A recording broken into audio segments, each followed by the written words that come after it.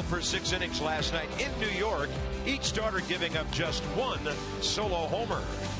But a critical error in the 7th opened the floodgates, and the Yankees never looked back, 6-1. The series finale features Gio Gonzalez and Nathan Eovaldi on a perfect afternoon in the Big Apple.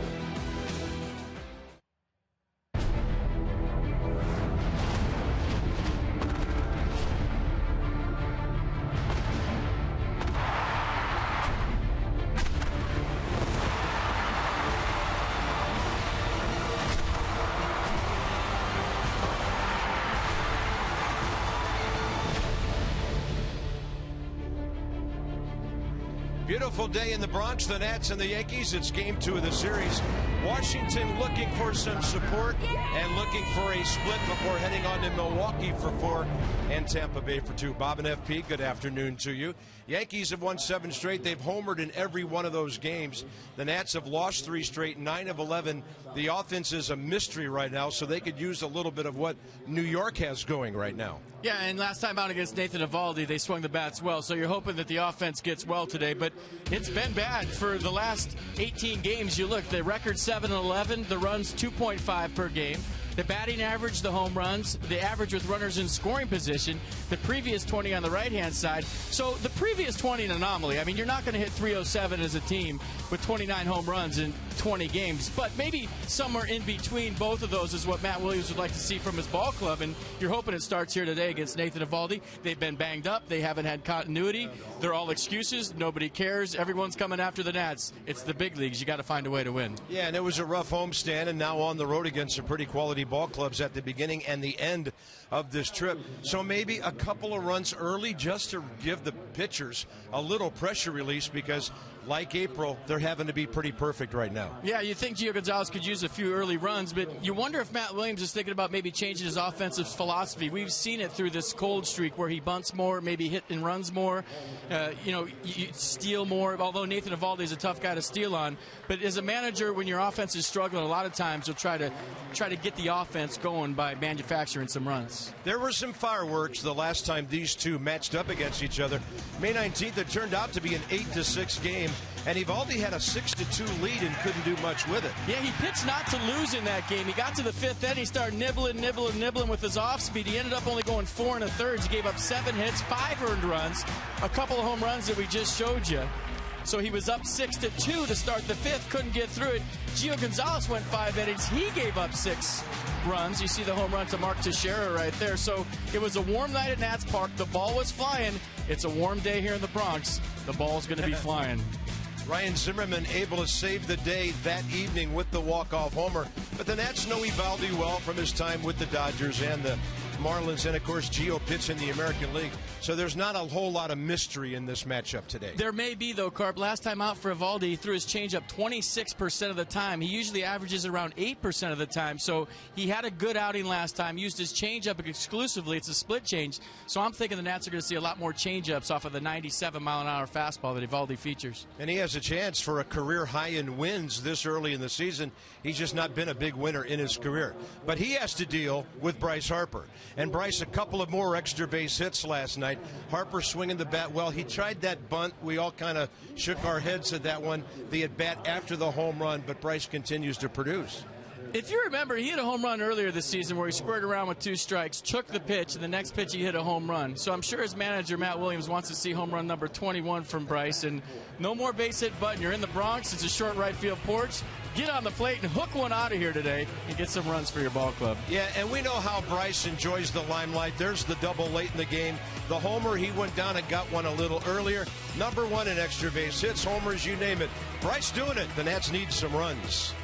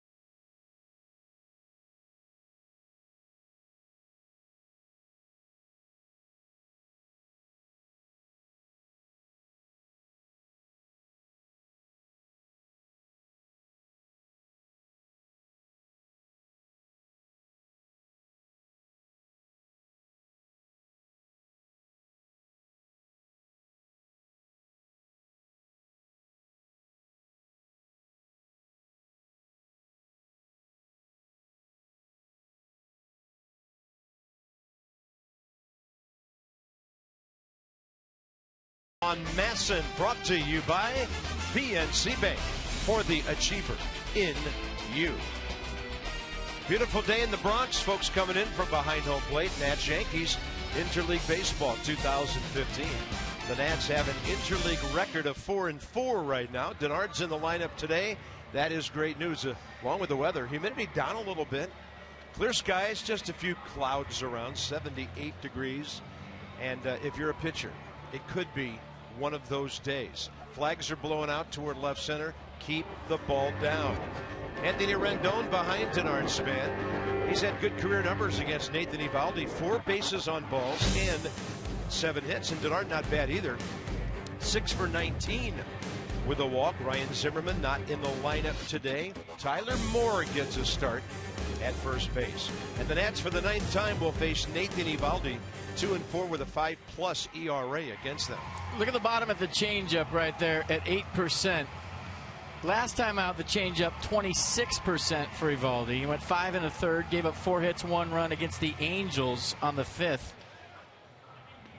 Through 93 pitches, 53 of those for strikes. Well, we've always been impressed with how hard he could throw. So maybe this gives a little more differential at the bottom and the top of his velocity, because FP, this guy is too good to have a career record of 20 and 36. Well, he's a long arm guy, and he kind of shows you the baseball. As we saw last time out, he couldn't get through the 5th inning. He was up 6-2 against the Nats, and he started picking with his slider, picking with the changeup, and got away from his fastball, lost his aggressive nature, ended up coming out of that game after just 4 1/3 and did not qualify for the win as the Nats tied it up. Set the defense for the Yankees today behind Eovaldi. Young, Gardner, Belcher on the outfield, Ryan Headley left side, Perella Teixeira right side, and Brian McCann behind the plate. Eric Cooper has the plate. Lance Barksdale first, Quinn Walcott second, and there's Gary Cedarstrom. He's the crew chief, handling third base on a perfect afternoon. Yankees in no hurry to get these games started, and that's up and away at 108. And Denard Span back in there, hitting 291. They're the New York Yankees, and they'll start when they want to. Evidently. They were only 4 minutes late last night. That catches the edge of the zone up toward the ceiling. Very interested to see Denard's first swing today, hitting the cage before the game. His back was tight after he was done hitting, and I was standing next to him, and Matt Williams came up to him and said, "Are you good to go?" And he said, "Yeah, Skipper," but he's not sure. And Span to the right side. Ball hit that grass and just sort of checked up. Easy play. Jose Perella, a rookie, in there today. Rendon and Escobar the next two. It's the lower left side of his back, and he said it just won't get loose. Treated it, done everything to it. Said he kind of jumped up off the bench the other day, and it just locked up on him. And he's in between whether he should sit out, rest the thing, get it all the way better, or play through it. And that's a tough dilemma. And I told him, I said, "Hey, we all know you're tough. You don't have to show anybody that." But Anthony he knows, Rendon, 3 for 19 in 5 games. he knows his club is struggling, Carpet. As a player, you feel an obligation to get out there and help.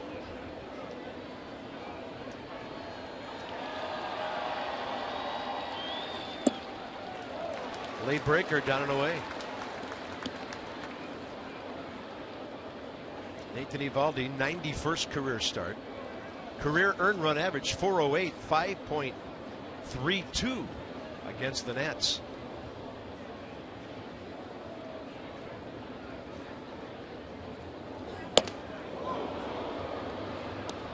There's that 95. He's always been able to throw that velocity. Broke in with the Dodgers in 11. Came over here in a multi-player deal involving Martin Prado from Miami. Anthony able to stop his bat. 2-2. The Nats batting average at .251, 9th in the league. They're now 5th in runs. And the Nationals now have given up more runs this year than they've scored. It's a -3 on that ledger. Inside enough on Rendon. He pops it up to the right side for Jose Perella.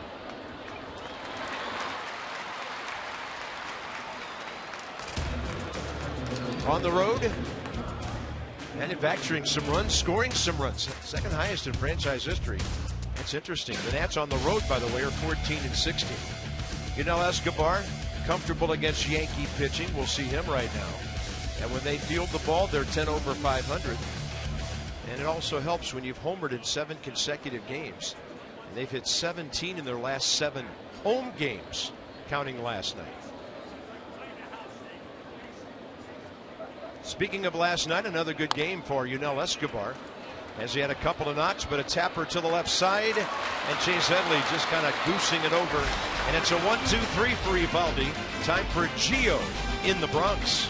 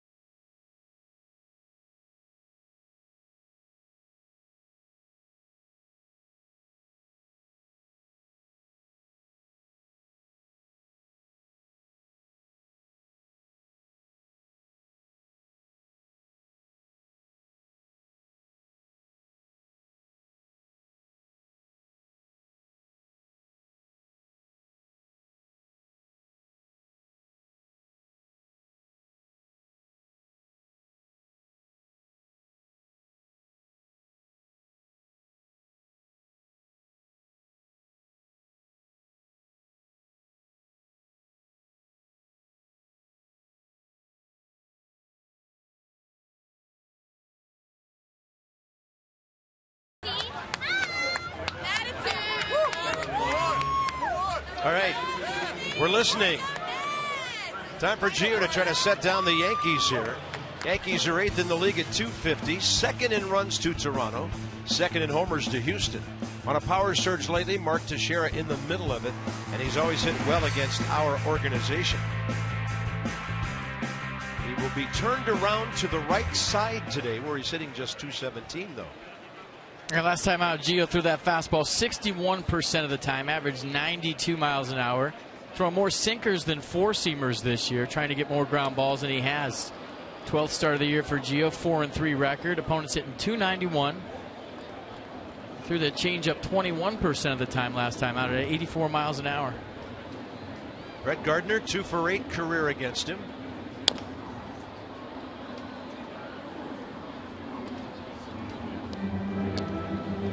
Base hit, 4 trips, a walk, a run scored last night. Gardner, though, because of this recent power surge, is up among the American League leaders now in runs scored with 40.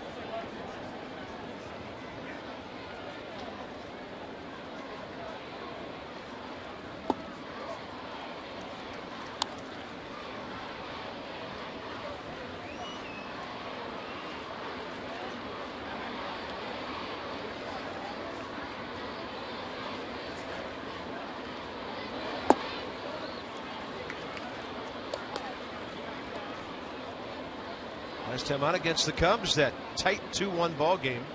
Just 2 runs on 4 hits given up by Gio in 6 innings. Struck out 6, walked 4.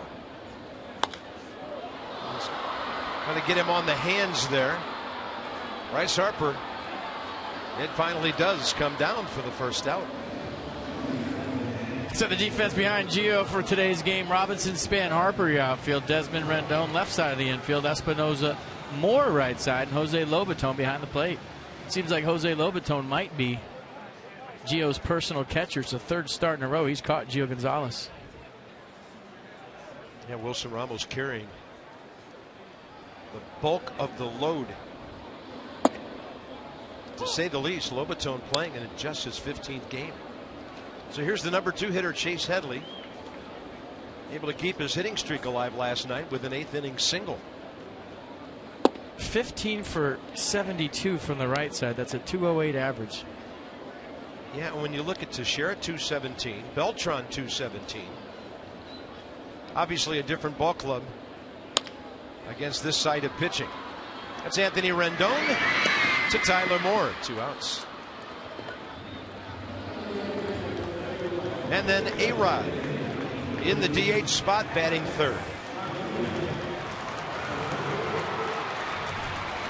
A flashback to number 661, straightaway center, right here against Baltimore.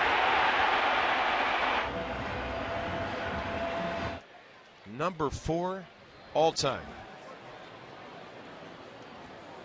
All the cameras in the background taking pictures.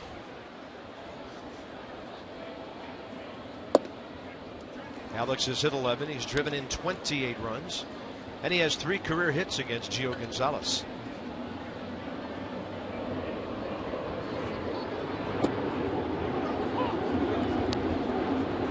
See the Lobaton frame. Got the call for Gio Gonzalez. Check it out real quick. Watch Jose Lobaton's glove. Down and away. Watch it pull it right in the zone. Oh. I'm telling you, I want to go down there and throw to Jose Lobaton. I think he'd make me look good. He is as good as it gets framing pitches in a subtle way that doesn't alert the umpires that he's actually doing it. Curveball. Did Alex go? He did. A-Rod in the hole. Actually count back even. 2-2. Pretty good curveball by Gio. Look at it from the side.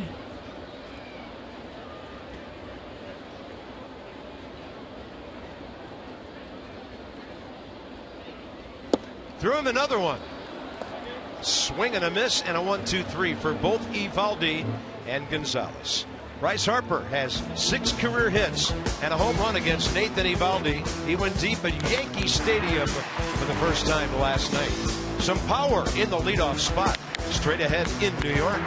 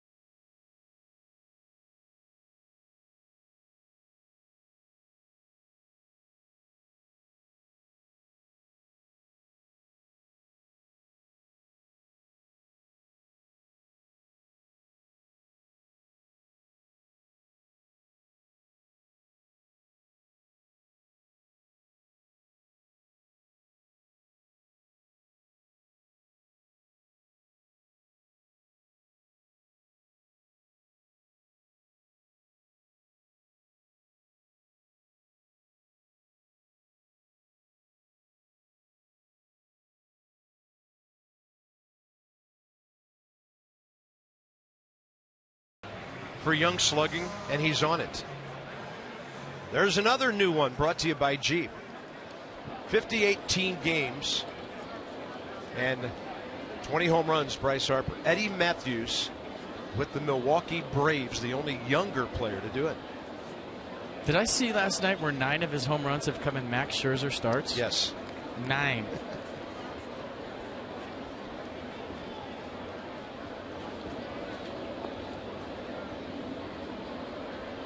On-base career 8 times against Eovaldi. Got a big breaking ball and hammers it out to center. Going back, Gardner, and Bryce just missed, hitting another one straight away here.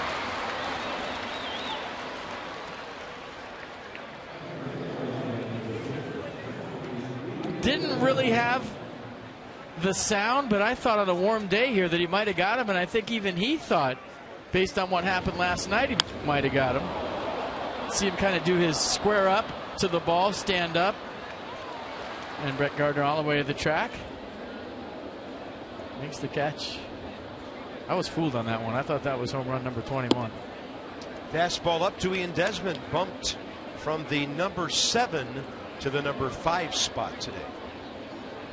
Mostly because of Ryan Zimmerman not being in there. 0 for 3, only 3 at bats last night for the 7, 8, and 9 hitters. That's how good Tanaka and his bullpen were.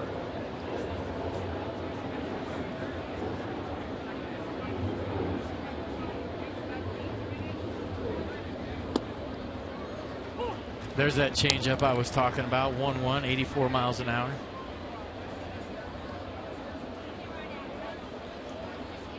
If you throw a heater after that, it looks like more than 95. See how he follows it up.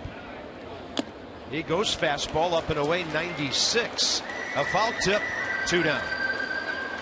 Celebrate Bryce Harper and Max Scherzer being named National League's Player and Pitcher of the Month with 2 discount ticket offers. Receive 34% off tickets to the Nats versus the Rays game on June 17th and 18th, or 31% off tickets to the Nats versus the Braves from June 23rd to 25th. That is 65% off a bunch of tickets for a bunch of games. If you total it all up, go to nationals.com/May to get tickets now. That's what it says, May.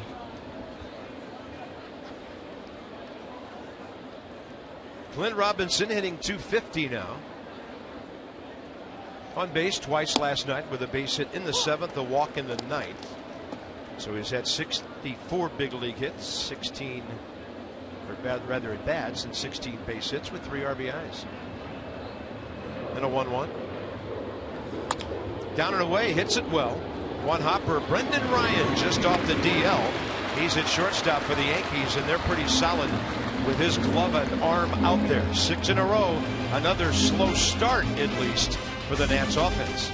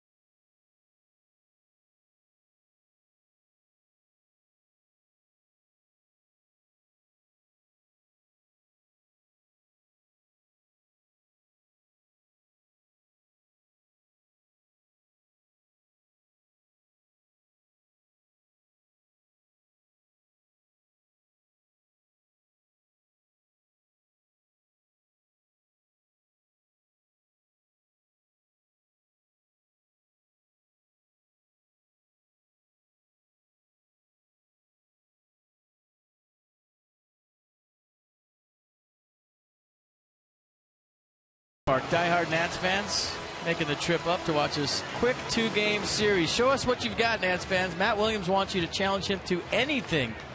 And it's in caps here, anything, by the way. Just tweet your challenge using hashtag #IChallengeMatt all week. For your chance to win, visit www.masson.me/IChallengeMatt to learn more. Bob? Great changeup by, well, 91. Gio took a little bit off, but not a whole lot. What would you challenge Matt to? You know, I was just thinking that. I think I'd like to throw the pitch that he would hit out of the ballpark to make him do his Babe Ruth impression. I like it. I know one thing. I'm pretty sure I could groove one and he could hit it a long way. I know one thing I wouldn't challenge him to, and that's a stare out. Or a really scary look contest. Yeah.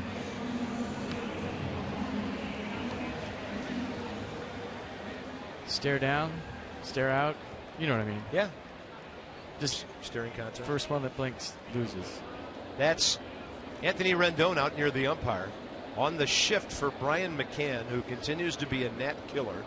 He's 6 for his last 10. 2-run crippling single to Washington in the 7th inning last night. He went 3 for 4, and he now has 37 RBIs in the top 9 in the American League.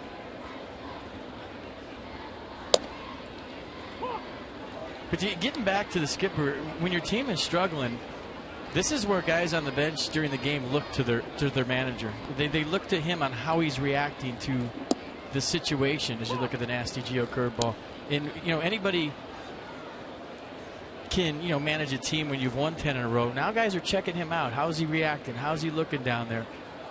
As a player, that's the one guy you're always looking at on the bench to see how he's reacting to how the ball club's playing. And I think a very critical time for Matt this year, for the rest of the ball club, seeing his body language.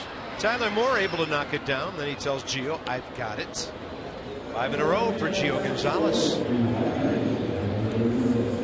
Looks relaxed today. Yeah, you hear legendary stories about managers overturning things in the clubhouse, and in basketball, coaches getting a couple of technicals to wake things up. But that's just not Matt. He's going to go out and fight for his guys, but he's not going to invent things. And you know this, FP. It's such a long season.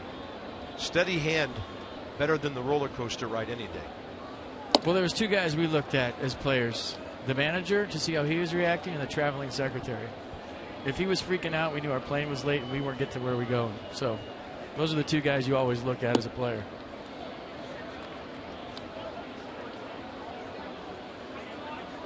Carlos Beltran, as we mentioned, the low batting averages for the switch hitters from the right side. 217. Gio throwing the ball well here. 2-1. He has 3 ground ball outs already.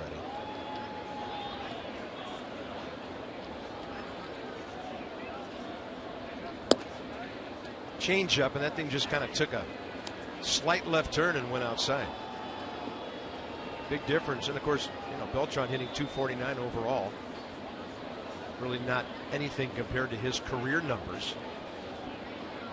281 coming into this year. 3-1, and Gio walks him in with 2 outs. It's 26 walks this year in 67 innings. Next up, the left fielder, Chris Young. 7 home runs for Young on the year. He's a first pitch fastball guy. He likes to swing early in the count.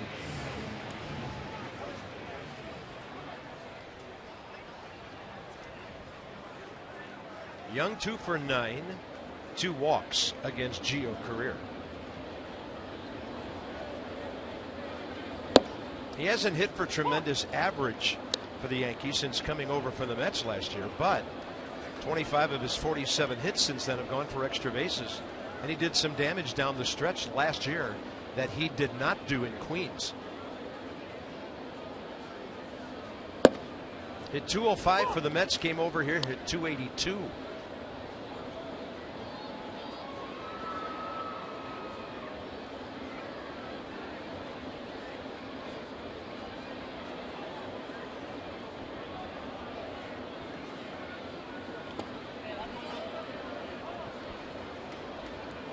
Celebrate the season with American Standard All-Star Sales Event. Visit MidAtlanticComfort.com for amazing rebate and financing opportunities. Who's hot, who's not? Denard Span. Digging the gray uniform. Chris Young loves left-handers.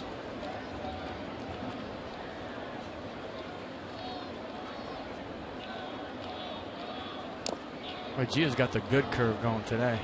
Yeah, when you see him challenging right-handers with it, feeling good. Well, he'll challenge left-handers, right-handers. He doesn't care. He throws the curveball equal amounts to both sides of the plate. But today he's got the real good curveball going. So Mercedes-Benz on that foul ball pitch track. 1-2 with Beltran at first and 2 outs in the second. Short lead by Carlos. And then the straight change in the dirt, 85.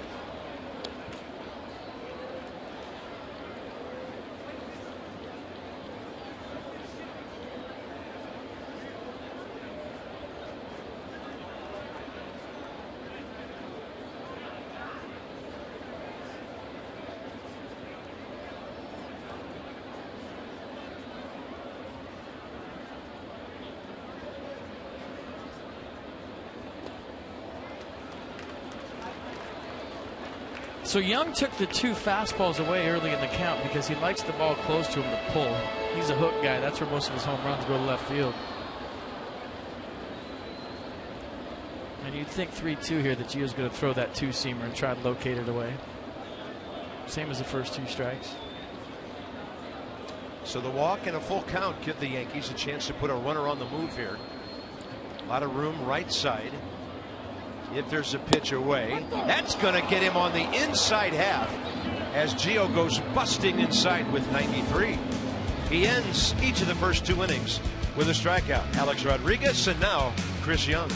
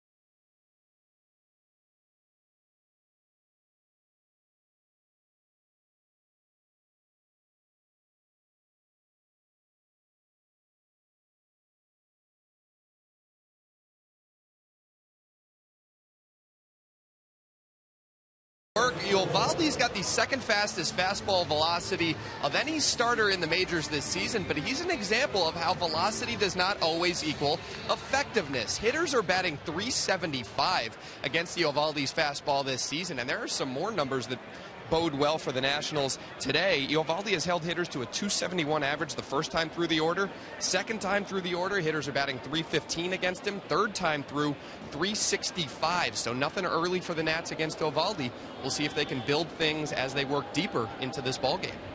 Tyler Moore gets the first crack at that. Ball jammed him. It's over by the dugout and out of play. And that was Dan for the Coons.com sideline report. When you're talking cars, you're talking Coons. A couple reasons that's the case. Number one, if your off speed's not being thrown for a strike on a consistent basis, as a hitter, I just throw it out of my mind. I'm all about your fastball. Second thing there's not a lot of deception in the delivery. He's a long arm guy that kind of shows you the ball the whole time. We talked about it his last start, almost like an Iron Mike hitting machine, where you kind of see that arm going back. And as a hitter, even if you're throwing 98, I can go back with you. I got plenty of time. Look how much time I have to get ready for that 97. So it's the guys with the quick arm out of their glove and the short arm stroke that might throw 92, 93 that'll give you more problems than a long arm guy throwing 97, 98.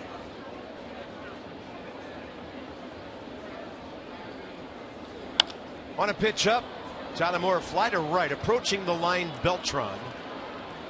7 straight to start the game. The Nats had their first 9 retired last night. Washington Nationals Beltway Burger Pack is back for Thursdays and Fridays this season at Nats Park. Receive a game ticket, burger, fries, and a drink starting at just $25. Visit nationals.com/burger for more details. Pitched great last night. Deserved better. You told me that Max Scherzer was going to be 6-5 with an ERA of 2.13. I would have thought you're nuts, and an opponent's batting average of 209. Well, I'm starting to rethink the whole win thing for a pitcher. I know I went on this rant about how guys find a way to win, but when you look at Nathan Eovaldi, he's 5-1 with a 4.16. I know. He has 6.89 run support average. That's the 5th highest in the American League, 6th highest in all of baseball. And then the other side of that coin is Max Scherzer, who's been as dominant as any pitcher in baseball. And he's 6-5.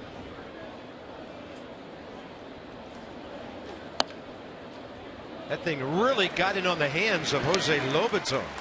That thing looked like it moved 4 or 6 inches from the time he swung till the time it hit his bat. And now Danny Espinosa will try to get the Nats a hit their first time around. But I will say, over the length of a career, that it kind of bears out if you have a way of grinding every single start your whole career and your stuff plays, that you're going to win far more games than you're going to lose. Yeah. It's not like it's just some magic win-loss fairy that comes out there and sprinkles dust on the game and you win or lose. If you have the makeup like Max Scherzer, when it's all said and done, he's going to win way more games than he loses.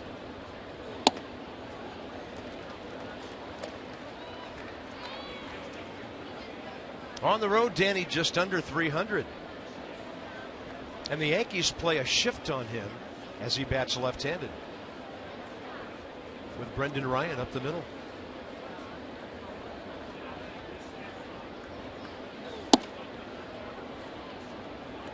And then you have the center fielder, Brett Gardner, the other way toward the gap.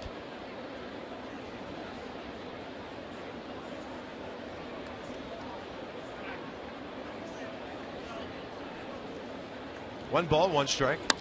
Espinosa serves it the other way. Ball's going to have some action on it to move it away from Chris Young. So Danny Espinosa does finally get the Nats that first base hit. Last man, first time through the order. There goes a no-hitter.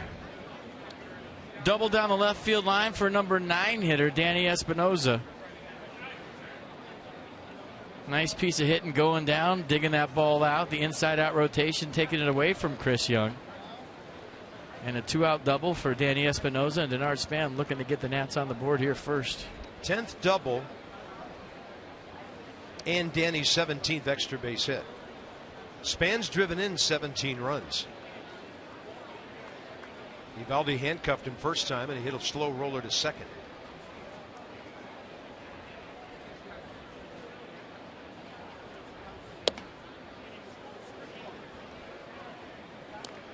No DH tomorrow in Milwaukee. I'm thinking you might see Danny Espinosa in left field. Let's check out the fastball from Eovaldi, 97 off the plate away.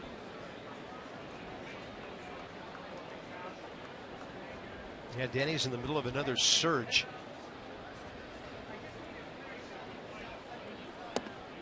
That'll get the corner. Also talked to Denard about his patella tendonitis on his left leg, and he's saying he's having trouble staying on that leg, just like we kind of speculated. Staying back on it, where he's just kind of drifting toward the pitcher.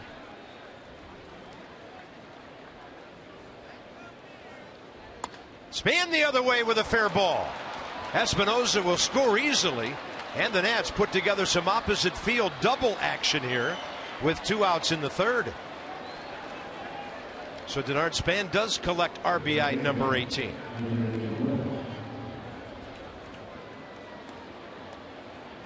Couple of abdominal surgeries, patella tendonitis, a bad back.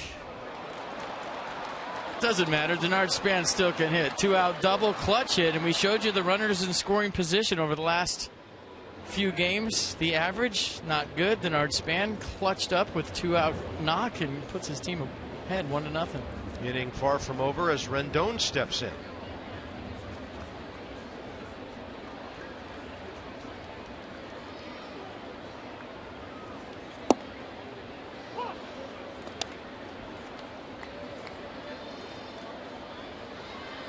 Anthony was 3 for his first 8. And right now he's 3 for 20. Not worried about him. Shadows creeping now as we've got some cloud cover. And that ball was out over the plate, and he hit it to Chase Henry. So the Nats put together doubles by Danny Espinosa, number 9 hitter. Denard Span, leadoff hitter, 1-0 Washington.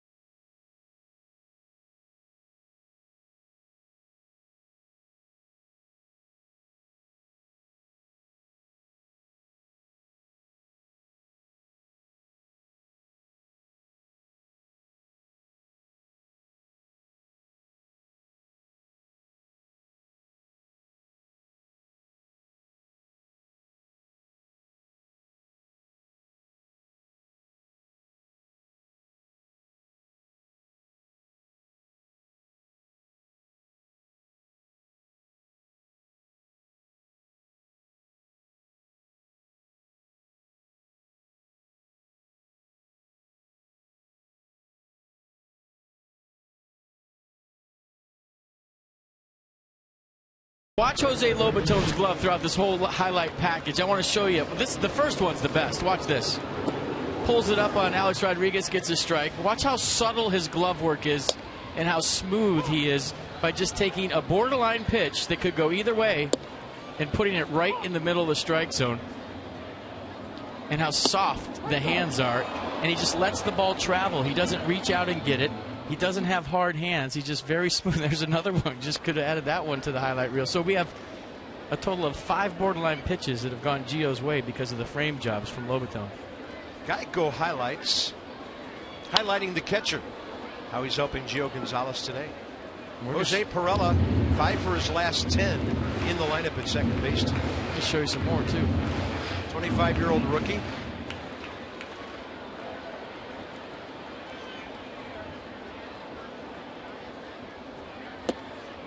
And a wild rookie swing. Strikeout number 3, Brendan Ryan next. You know why he swung at that pitch? Because of the Gio Gonzalez curveball. In his mind, he sees this higher than Gio's hand, and he's thinking that's that nasty curveball. He's thinking curveball. And by the time he realizes it's a heater, he can't hold up. Brendan Ryan, veteran, reliable shortstop. 33 years of age now and just off the DL today, coming off with a right calf strain. Last year only played 49 games because of a cervical spine nerve injury. Hasn't been able to play much since coming to the Yankees in 13 from Seattle.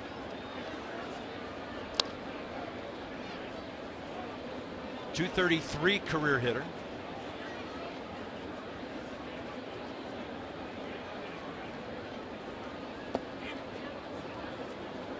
And Gio an 85 missing. It's 2-1.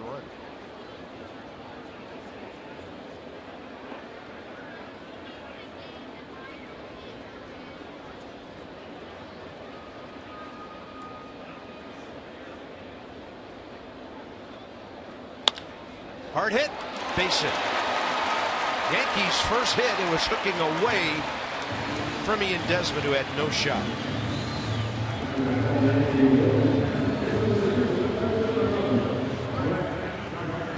The Nats have 6 games left on this road trip. Here's the next 5. Night games at Milwaukee Thursday and Friday. 4 o'clock Eastern, 2 o'clock Eastern Saturday, Sunday. And then a short 2-game series starts Monday night as the Nats will make their first visit in 6 years to Tropicana Field, downtown St. Petersburg.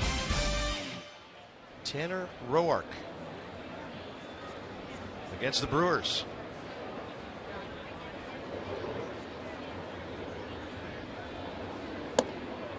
And a strike call, Gio to Brett Gardner, who hit a fly ball to Bryce Harper to start the game for the Yankees.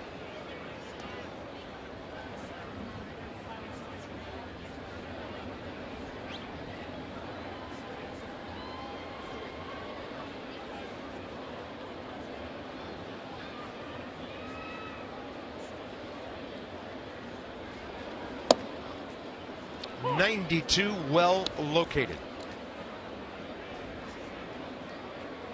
So if the movement's going away, sometimes catcher's glove will take it with the movement, and you saw how Lobaton stuck that one. Perfect pitch by Gonzalez on the black.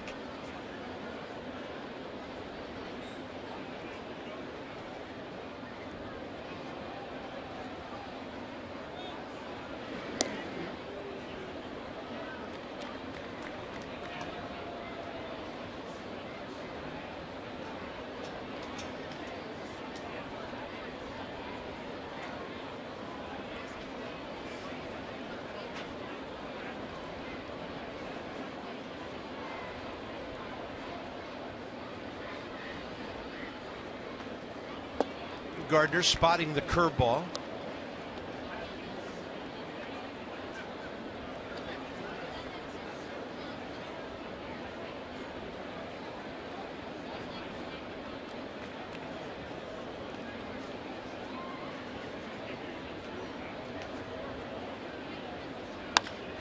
And that ball high in the air.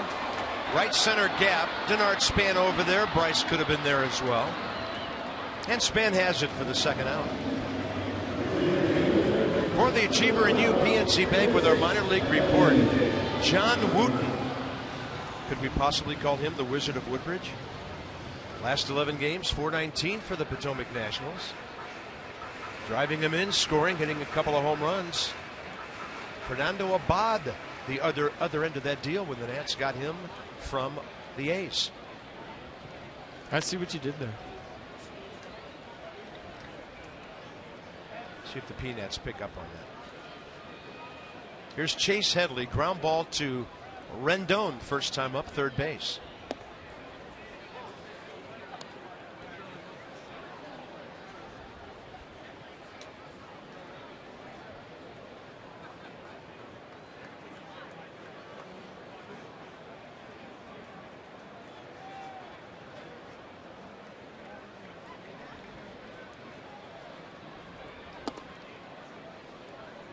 Clint Robinson in left field would have to take about 3 running steps to be on the track. And 4 to get a hot dog.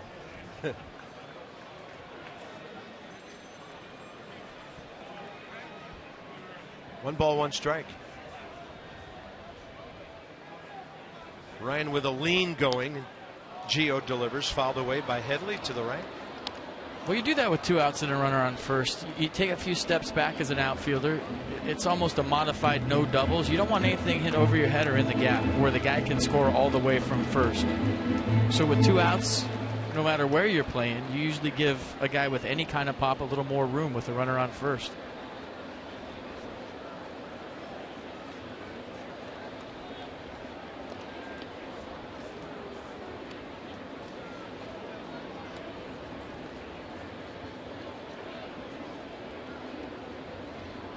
One nothing Nats on the span double following the 2-bagger by Danny Espinosa in the top of this inning.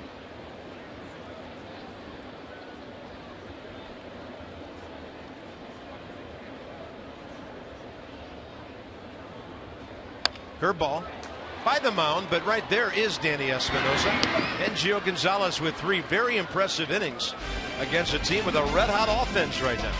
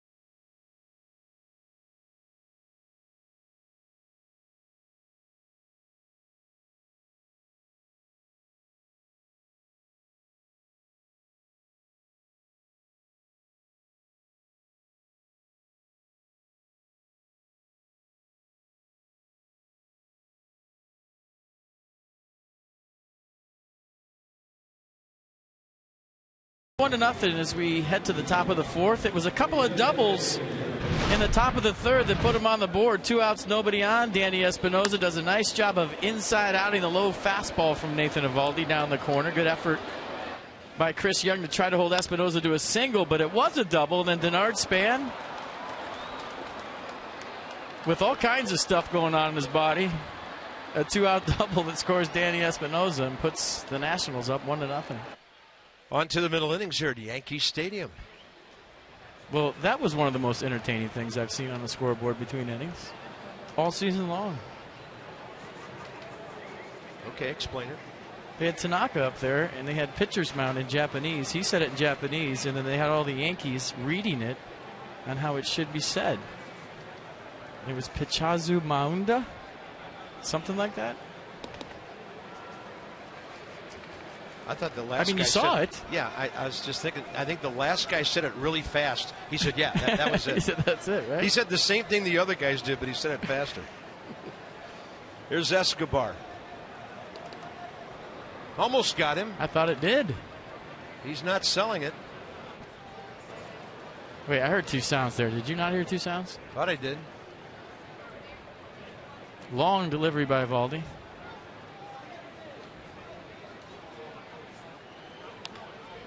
Inside out, little line drive right to Teixeira.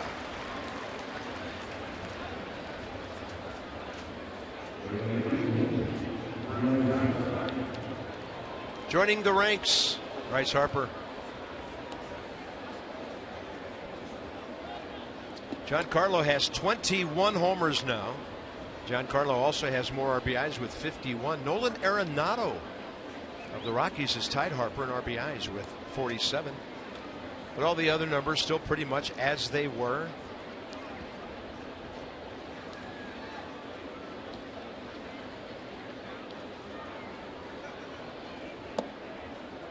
And we all thought that Bryce had another one in the second inning today. Fourth in average, too. Yeah. With 330. D. Gordon, 362. DJ LeMahieu, 350. Paul Goldschmidt, 338.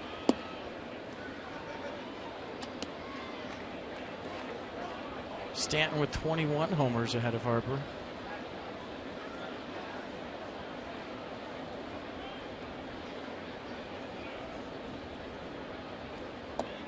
Changeup blowing away, not biting. So here we go, 3-0. What does Eovaldi have here, or what does he want to do?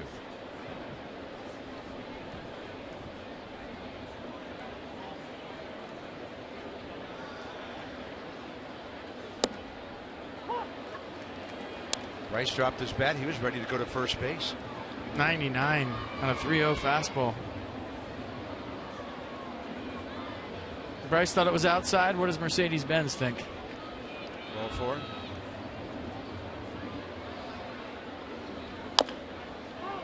Breaking ball chopped, and we had shown you the shot of Bryce's shin guard there and the ankle guard.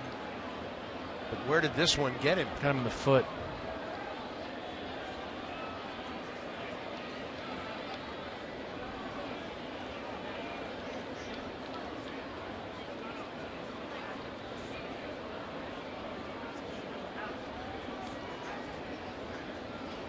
Got a 3-1 slider, maybe even a curveball, and he hit it right off the top of his shoe. Still hurting. Got his, both hands on his knees as we speak, and he hit that as hard as you can hit it. Squared it up right off his foot.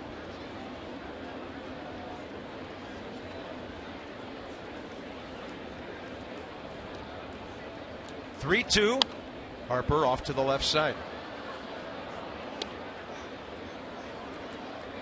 The home run last night. Pretty good pitch by Tanaka down in the zone. Bryce Harper with an inside-out swing and rides it out of here just to the left of straightaway center.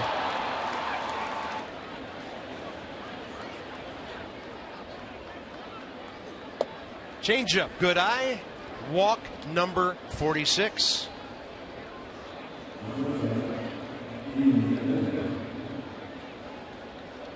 So Bryce is trying to walk that thing off. Then you have an aggressive hitter in Desmond coming in next. I mean, he can't get hurt. Just want to see how all the tabulations would look at the end of the regular season if Bryce could stay on the field for 150 plus games. So would he. And he'd want to play more than that, of course. He'd want to play 160. So it's outside to Ian Desmond, who struck out swinging first time up.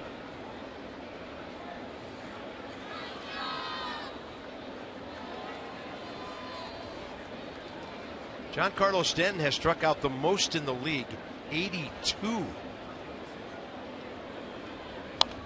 And Desmond, breaking ball, fouled back.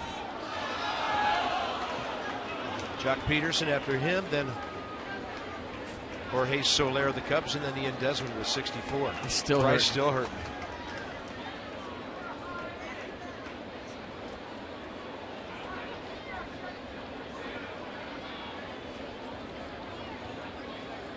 Count to Desmond 1-1 with a lot of hitting room on the right side.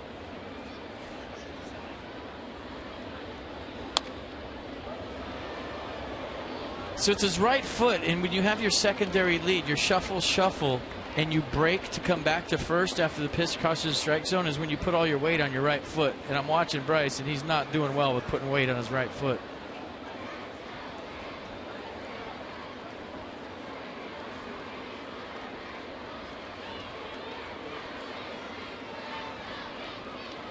One-two to Desmond, up and in with 85.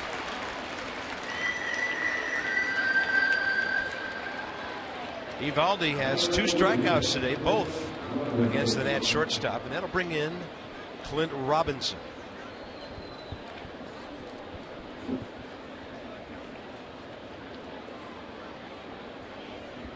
Shortstop Brendan Ryan plays him up the middle.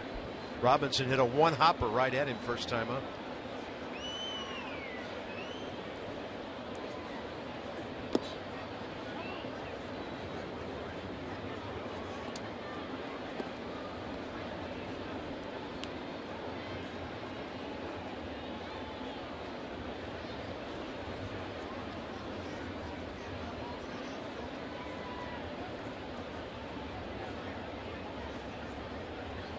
Jose Perella playing short right field here. And the curveball drops to the outside edge.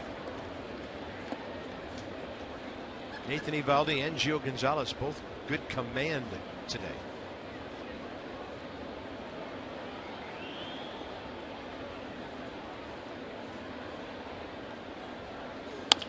Robinson, 1-hopper. Teixeira inning over. The Nats strand their second base runner. We'll keep our eyes on Bryce Harper between innings as he really took some kind of shot.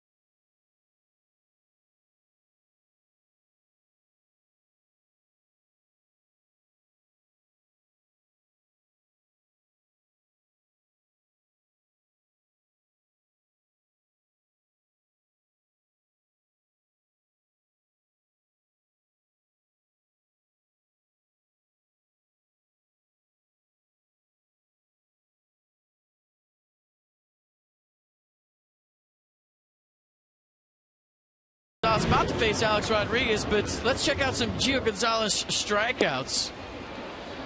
And the first one of the day was Alex Rodriguez. Then Chris Young took 3 fastballs in that sequence.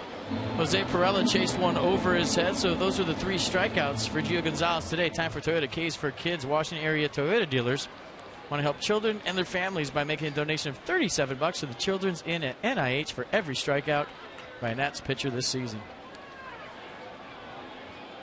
Gio and Alex Rodriguez, bottom of the 4th. Curveball, a beauty.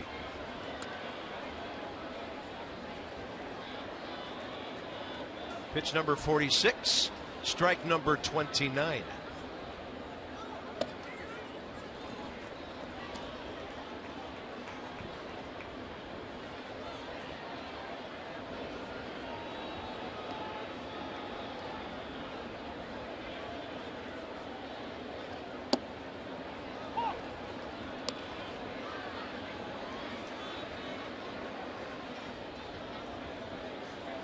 Delivery very slow and under control for Gio today. Got him on the corner. roundhouse curveball, and it had enough arc on it to get back in there. So maybe a little bit outside, but close enough because he's been around the zone. And watch Lobaton just kind of hold it right there, present it for Eric Cooper. So Gio Gonzalez threw one in to Alex Rodriguez with the curveball and then went backdoor for strike 3.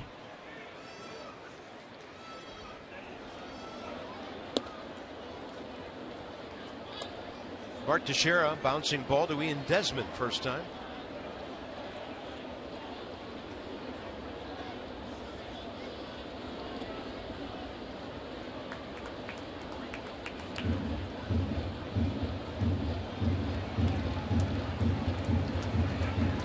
You know, last time Gio faced Teixeira, he took him deep, and in a one-run game here, and I know it's only the 4th inning, but you're thinking Gio's going to be careful here. Based on the way he saw Teixeira run the bases last night, I mean, there's no real rush to get in the strike zone once you fall behind in a one-run game to a guy that saw you well last time out.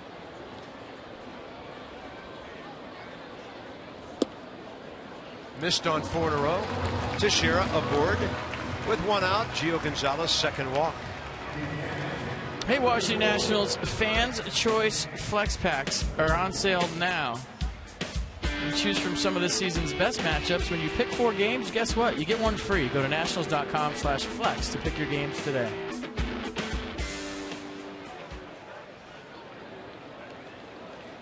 Enjoying the 1-0 lead, basking in the sunshine at Yankee Stadium, that Nats fan. He's got a dent in his hat. Somebody's got to tighten him up. Here's McCann. Ground ball to Tyler Moore first time. And against Gio, 1 for 7 career.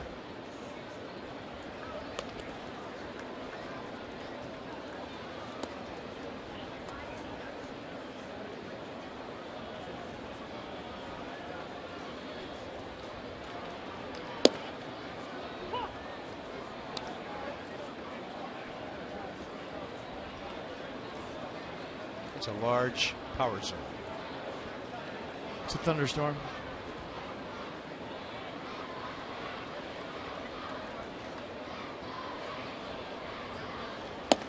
Fastball 93 right in there.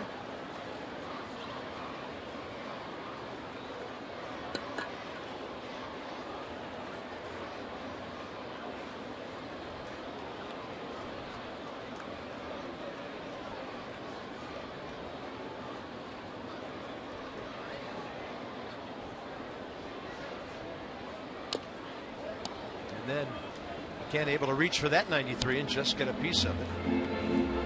1 on 1 out, bottom of the 4th inning. Gio looking for his 5th win of the year. It's his 12th start.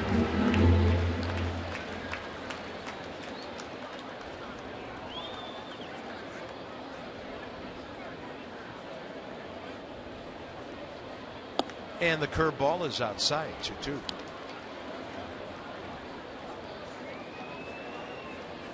Telling himself to stay on top, and that's what he's done so well so far in this game, is keep his hands, his fingers on top of the baseball. At times they'll get on the side, and that's when he gets that run on his fastball and gets around his curveball. Today he's really keeping his hand on top of the ball.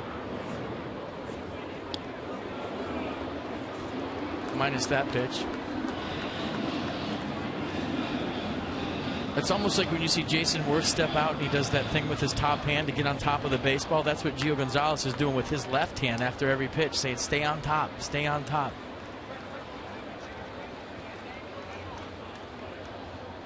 Target away, Teixeira holding, and a ball hit to left. Clint Robinson to his left. Saw it slicing back, and he stopped and caught it. 2 outs.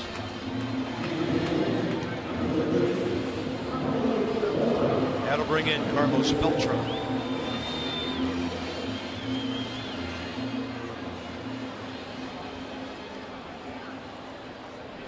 Carlos Beltran turned 38 April 24th.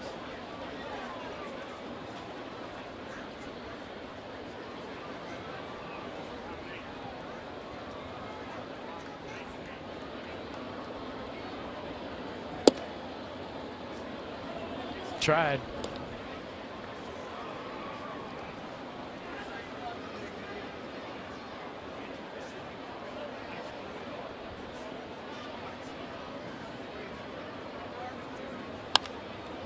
And in the air to right for Bryce Harper. Another good inning by Gio Gonzalez. He's pitched around 2 walks and given up only 1 single today. Tyler Moore straight ahead.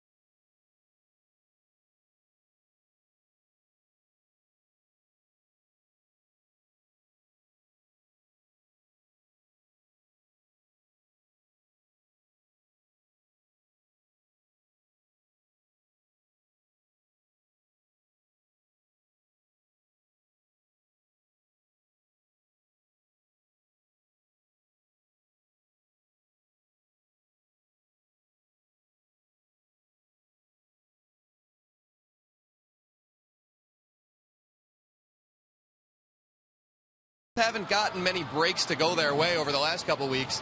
And Max Scherzer was asked about that after yesterday's ball game, and Scherzer admitted that the Nationals haven't had much good luck recently. But he also said, as a player, you've got to make your own breaks. He added that we're a talented enough team that we don't need to have breaks to win ball games. We've got to find a ways to execute better, dig deep, and fight through this stretch. The Nationals haven't had much luck, but Max Scherzer says we're good enough. We don't necessarily need that luck. We just need to fight. We need to grind, and we need to get ourselves to wins our own way. Well, good pitching, a couple of timely hits helping in that department today. And here's Tyler Moore. 5th inning underway, and Tyler takes it, cutting away from him at 85. They need, air quotes, man up part 2.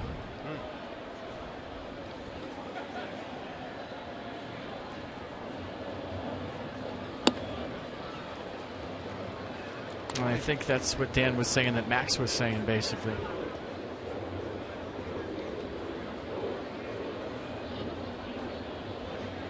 If you get into that as a ball club and you start sitting in the clubhouse or on the plane thinking nothing's going our way, we can't catch a break.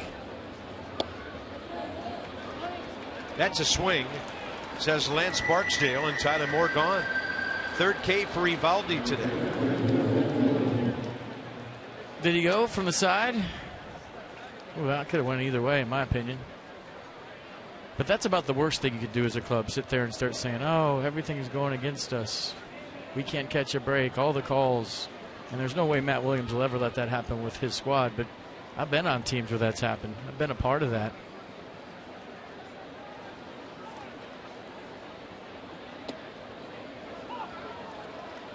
It's kind of the attitude that you don't have control over anything.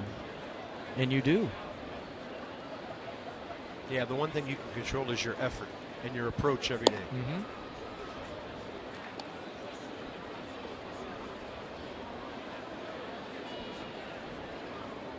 One ball, one strike. Jose Lobaton, a comebacker first time on a ball that just about hit his bat on the trademark. That one stays up and away. But I think what we're seeing from Eovaldi here, what you talked about during the open, more change-ups, using the breaking ball effectively. And I've counted about a 24-mile-an-hour difference from the slow of his repertoire to the heat of his repertoire. That's a big difference. Yeah.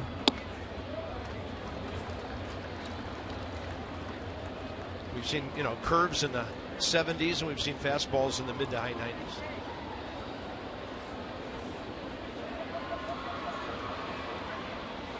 Anytime there's a big split between off-speed and fastball as a hitter, it gives you problems. Well, somebody has gotten through to him in that department. 84 for the strikeout. He has fanned 3 of the last 4 Nats. And here's a similar situation for Espinoza. When the Nats are clicking on offense and everybody's healthy, they're a team that you have to throw strikes to. When they're banged up, you see guys trying to do a little bit more than they're capable of to make up for the guys that are hurt. And it's a team that you not necessarily don't have to throw strikes to because they're very aggressive. Difference in this game, Danny Espinoza, 2 innings ago, just like this, bases empty, 2 outs. This time he cranks one to right center. That ball heading for the bullpen and out of here at Yankee Stadium. There's that right center field jet stream we talked about yesterday, and Danny Espinoza makes it 2-0. It's big league hitting. Hit a fastball his first time up for a double, so hey, he's not going to start me up with a fastball again. I'm going to sit on a curveball. And I believe that was a curveball at 74 for his 8th home run of the year. And a 2-0 lead. And that ball hit closer to the back of the bullpen than it did to the middle. I mean, that was cranked. And that's Danny Espinoza's 63rd career home run. When your offense is struggling, you're banged up, and you're hitting, guess what? They're going to find a place for you to play.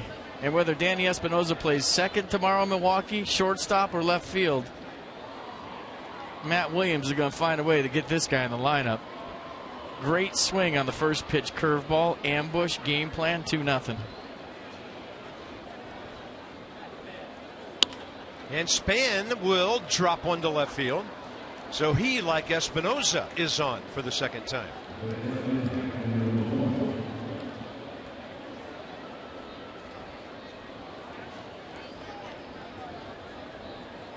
Couple of knocks, barrel overrated. I don't think he's going to think about stealing. When you look at Eovaldi, runners are 0 for 1 in steal attempts against him this season, and have attempted just 1 steal in his last 20 starts dating back to 2014.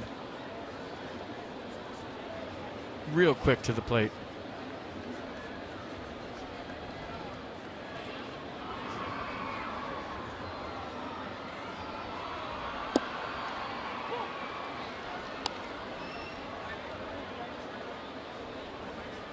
Anthony Rendon, 0 for his last 13. Trying to keep this inning alive for Escobar, who's been swinging well here in New York. Denard 3 for 3 this year.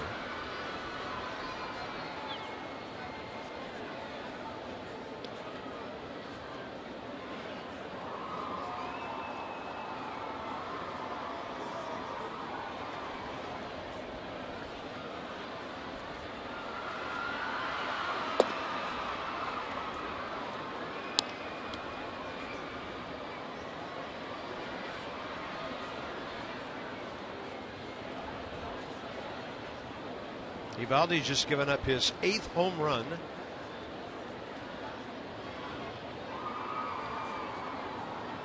And a 1-1 count to Anthony Rendon. Fastball, thought about it for a moment, and Eric Cooper called it a strike.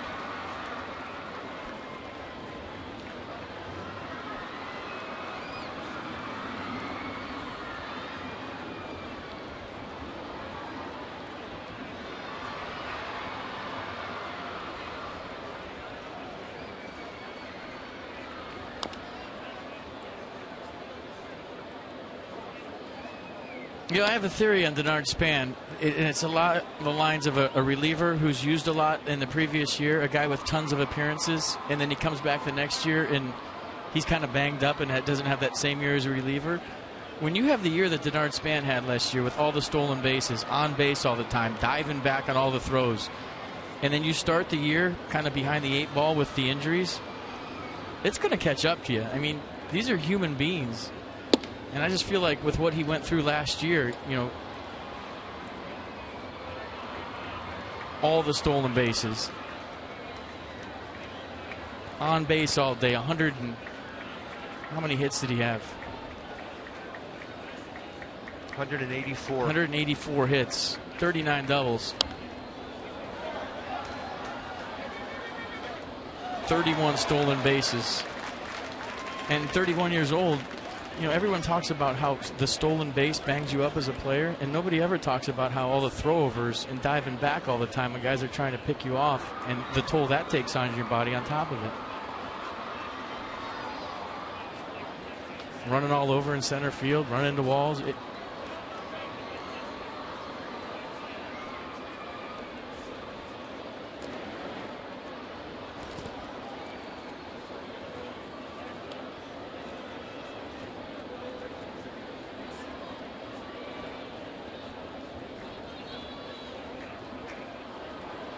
Jumping right back out to his lead. 2-2 to Rendon.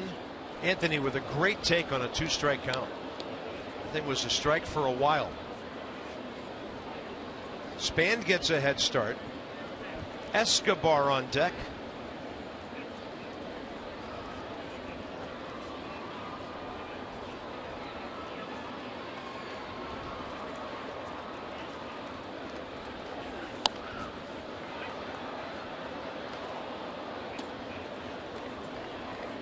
Don't throw that pitch to Anthony Rendon a couple of weeks from now. It'll be in the right center gap. Or maybe a pull side power swing. So a good at bat, 9 pitches at least.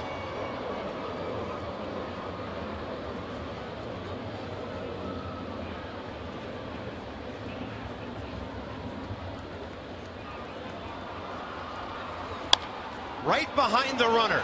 Span to third easily. Rendon a great swing the other way.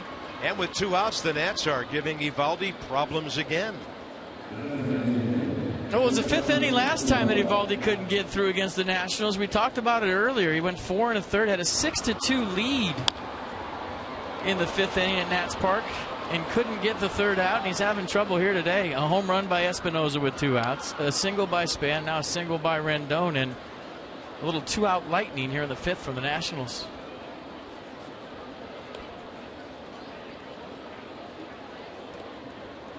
That was a good at-bat.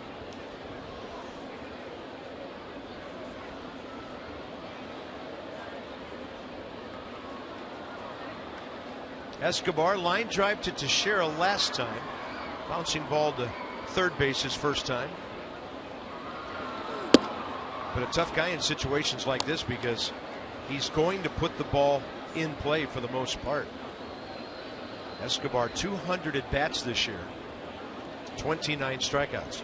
You don't think he's thinking, I'm going to do exactly what Anthony Rendon just did? Use that hole. Tried. I mean, that's what he thinks anyways, but to see a guy right in front of him do that.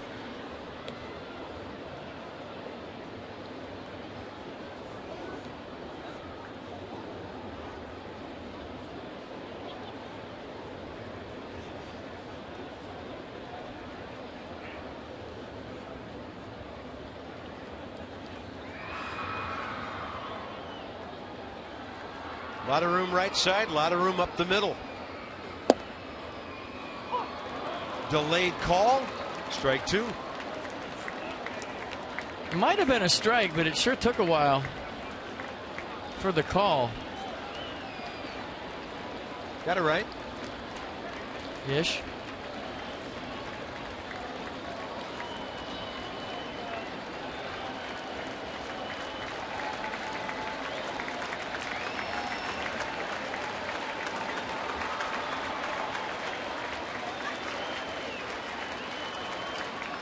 Escobar got a breaking ball in the middle of the plate and popped it up. Right side, Jose Perella. Danny Espinosa makes it a good inning for the Nats, though. 2 outs.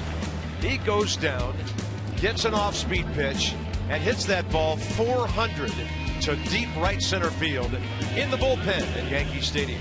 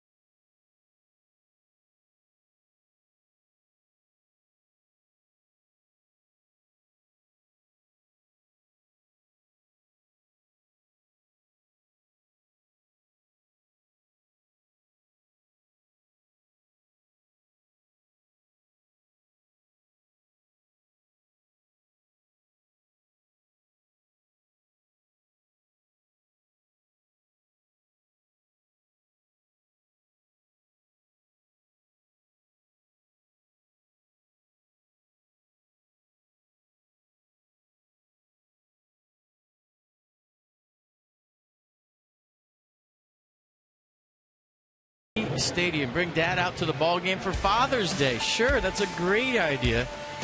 And watch the Nats take on the Pirates. That's Sunday, June 21st at 1:35. Sunday, June 21st, Father's Day. Got it. Visit Nationals.com to purchase your tickets today.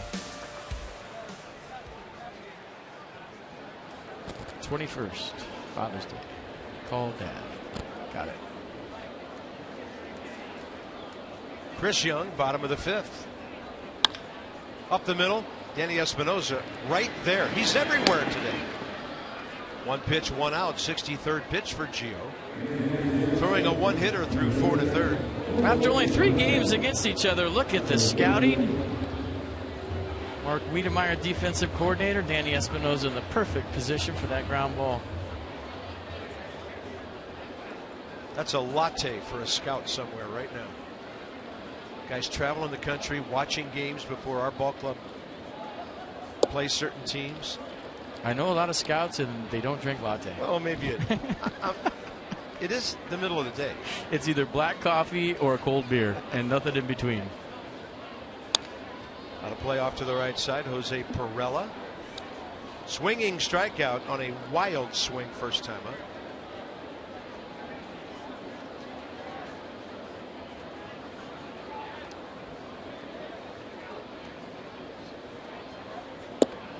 What a changeup. I think if Gio throws one halfway up the screen right here, that there's a good chance that Jose Perella is going to swing at it.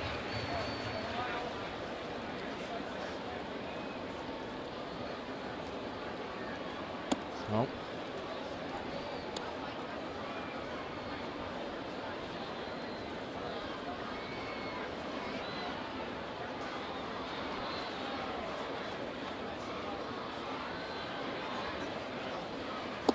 And then the curveball, diving about even with his back foot, and the count's 3-2.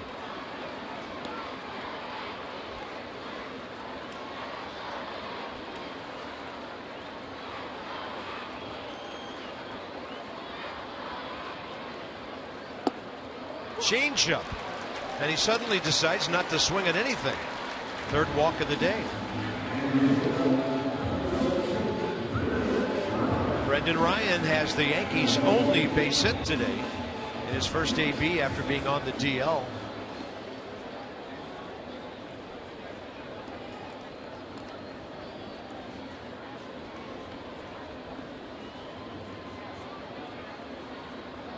I think he threw that changeup 3-2 based on strike number 2 when Perella's throwing right over the top of the change.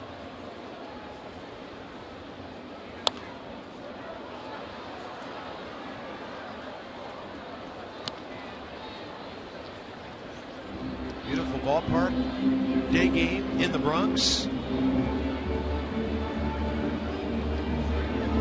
I love the way they brought the frieze back up against the roof from old Yankee Stadium. A little bit of that got lost when they renovated the old ballpark back in the 70s.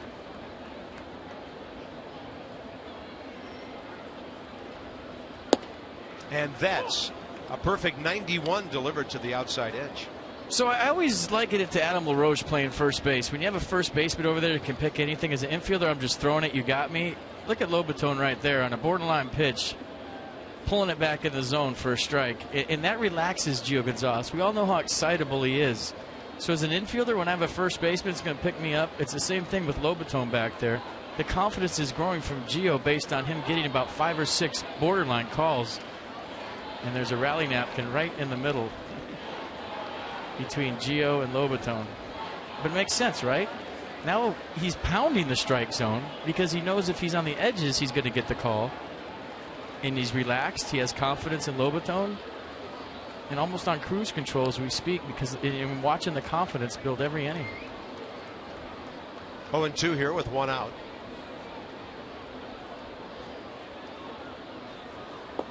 And Gio hits him with a curveball. 2 on, 1 out without a hit.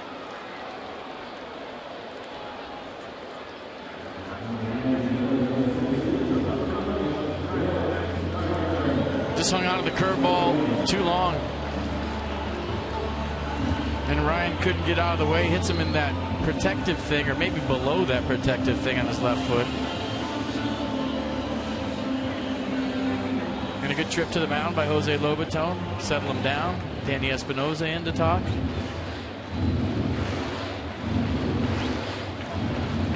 Next up, Brett Gardner.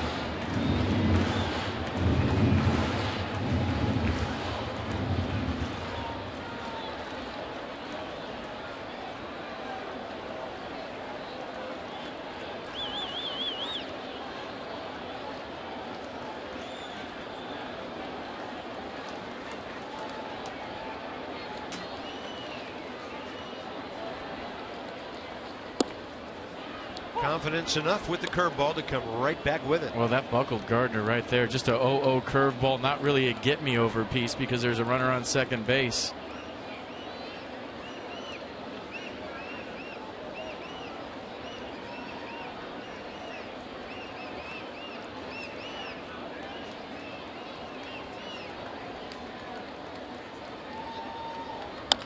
Bouncing ball, not hit that sharply.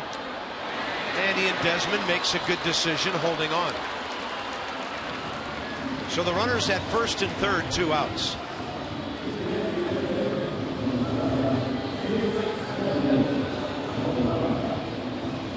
The only way that's a double play is if for some reason Danny Espinosa could come flying in on that, tag the runner and throw to first. He really didn't have a chance. Chase Headley now for the Yankees and their biggest opportunity at bat of the day. He's hit 2 ground balls, 1 to Rendon, 1 to Espinosa.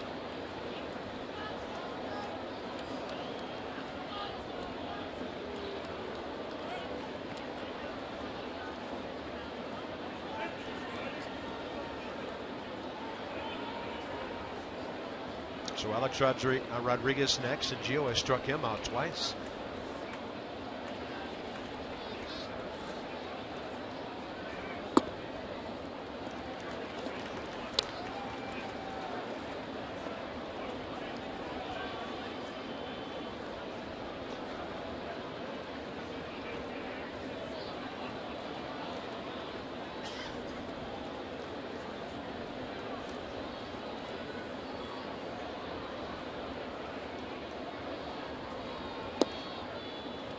Oh, that was a good looking changeup for a moment, then it evidently just floated outside.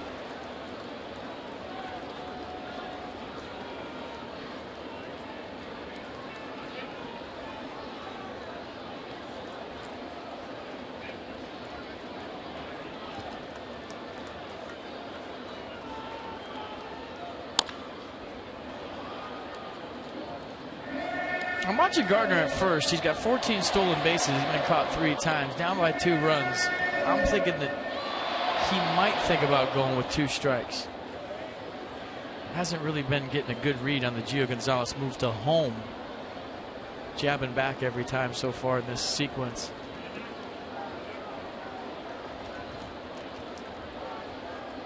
Target inside. For the throw over there. We'll see where Lobaton sets up for the next one. Second inning because of a walk and a strikeout took a while, but Gio pretty consistent today. 103 pitches in 6 innings his last time out. Headley, fair ball. Rendon with a long throw right on target to Tyler Moore. Yankees get a walk and a hit batter. Now they've left 5 today, and the Nats still lead 2-0. Here comes Bryce Harper, top 6.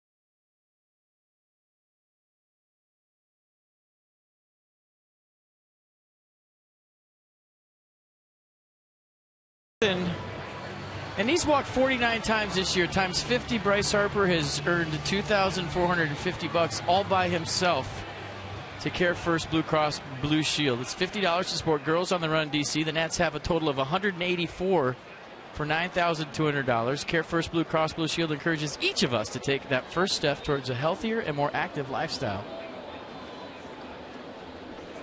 Bryce walking last time up.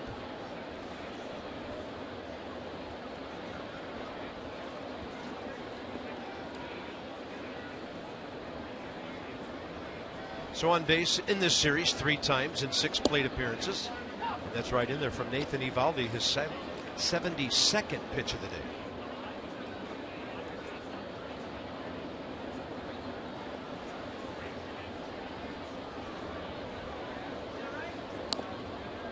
Took a little bit off, 85.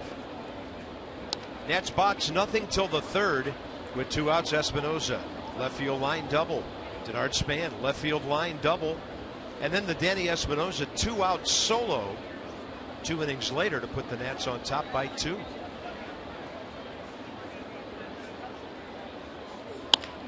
And Bryce Harper will beat the shift.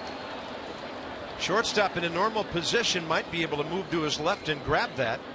But Brendan Ryan was up the middle on the other side of the bag. And Bryce Harper has 3 hits in this series. Average now to 332 for Bryce Harper on the inside out swing. And when you're having one of those seasons, you hit it right between both guys. Hands inside the baseball. Watched him run to first base. A little limp, but I'm sure it's feeling a little better right now after a base hit. First time today in 6 tries, the Nationals have their leadoff man on. Ian Desmond, chopper left side, fair ball, Chase Headley. Long throw for him, and he gets Desmond by less than a step. Harper to second, 1 out.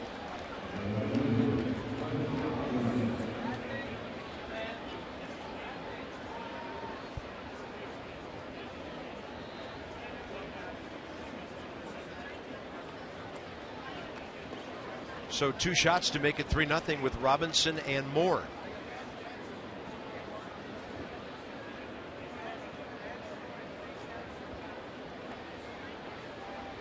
Brendan Ryan's going to go up the middle a bit to play right behind Bryce.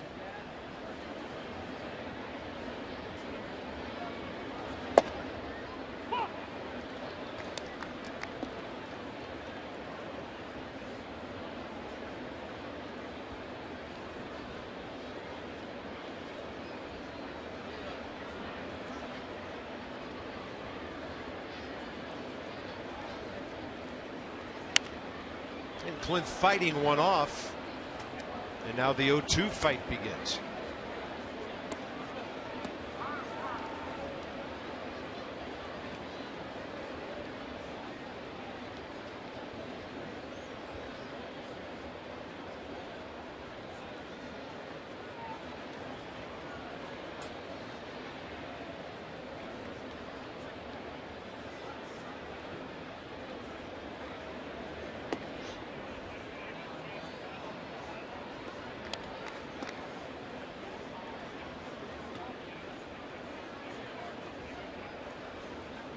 More off speed than fastballs for Nathan Eovaldi today. Well, it's really a change for him.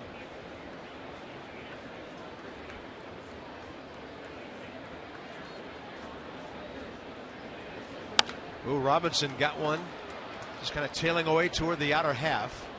That ball's fair and caught by Ryan. Not an easy play. Looking right up into the sun. 2 outs. 4-game series at Milwaukee, who have not been able to win at home. And then the Rays Monday and Tuesday night. They've been playing well. They're just 2.5 games behind the Yankees, despite New York's 7-game winning streak. So they've been very streaky. Lost 6, then they go 7-3. Hot dog races, Zimmerman family barbecue, tailgate. That's all I'm thinking right now. I like the hot dog races. And the barbecue. And the tailgate. Oh my gosh. Tyler Moore 0 for 2. Is Dan going to ride the slide again too? That's the other question that remains.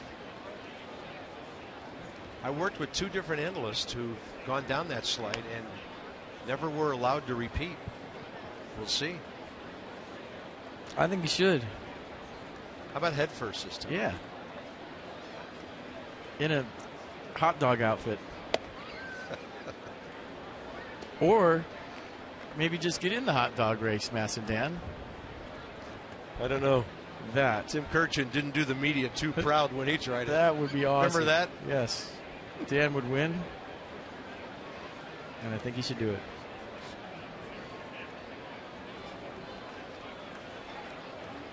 One ball, one strike to Tyler Moore, and a fastball up that he pops up. Brendan Ryan gets the battle, the conditions again, and he will yield to Chase Headley, who called him off. So the Nats get a leadoff hit, first time they've stranded 5. 2-0 Washington.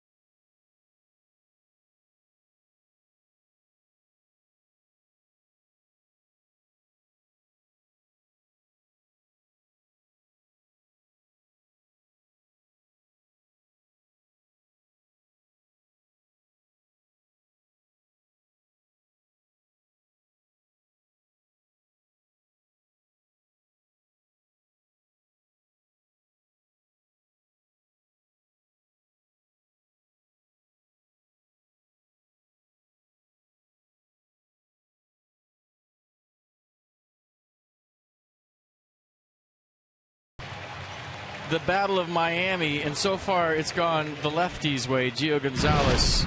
And we're going to show you that matchup. First inning, Gio Gonzalez versus Alex Rodriguez. Gets him on a nasty curveball. In the 4th inning, they face again. Backdoor curveball for strike 3. Alex Rodriguez can't believe that was called a strike, and here we go for round 3. Yeah, Yankees box. 1 base hit. 1 out single, clean single to left by Brendan Ryan, 3rd inning. 3 walks, a hit batter, 5 stranded.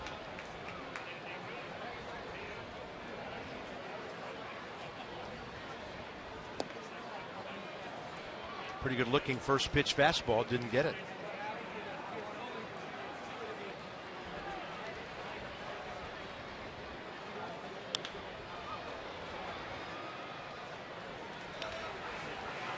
I have 10 on the number of pitches that Jose Lobaton has influenced today.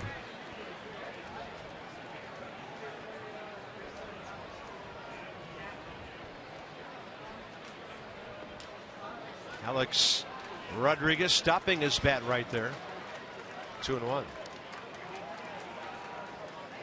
0 for his last 10. And as mentioned, as you saw in the graphic, 3 for 11. 7 career strikeouts against Gio Gonzalez. Important to keep this Yankee offense quiet. That'll be out to short. Desmond to his left. Plenty of time to square up for his throw. An important first out, 6th inning. Peanuts are back in Woodbridge June 12th through the 14th. Come out to the Fitz for all kinds of great promotions and giveaways. For tickets and info, call the number on your screen or go to PotomacNationals.com.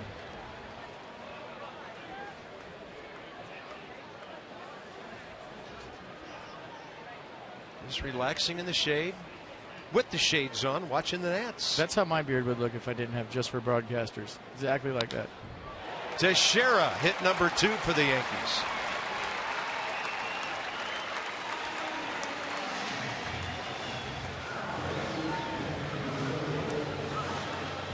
And hard to let that one pass by. A stunning admission by yourself.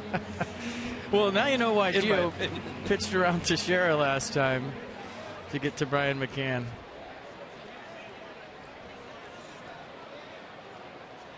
Yeah, that ball hit hard. McCann hit a line drive to left last time, and you pitch him away, he'll take it that way. He did it last night against Max Scherzer. Pulled it first time up on the ground to Tyler Moore.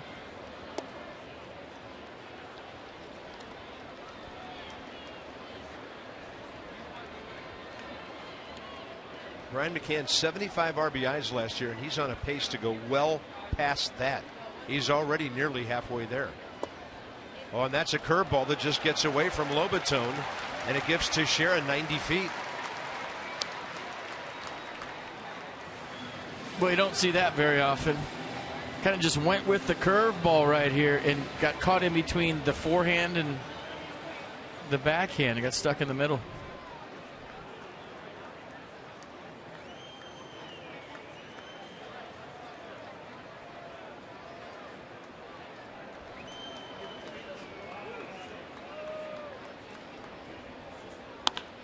And that ball hammered into the corner, but hooking, and it is foul.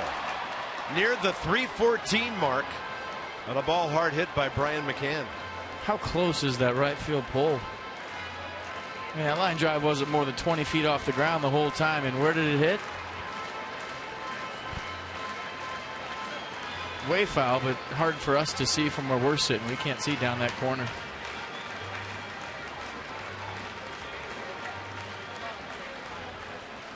A loud first strike.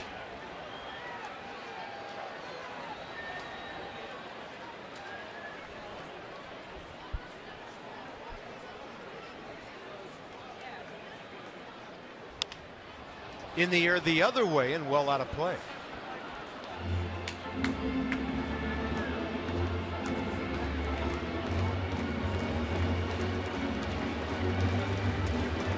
Pretty good sequence working. Big at bat. And you go two ways if you're Gio. You can go with the fastball away again, or you can start the curveball in the outer half ideally and break it off the plate and see if you get chase strike three. A couple pitches to work with here. There's the curveball.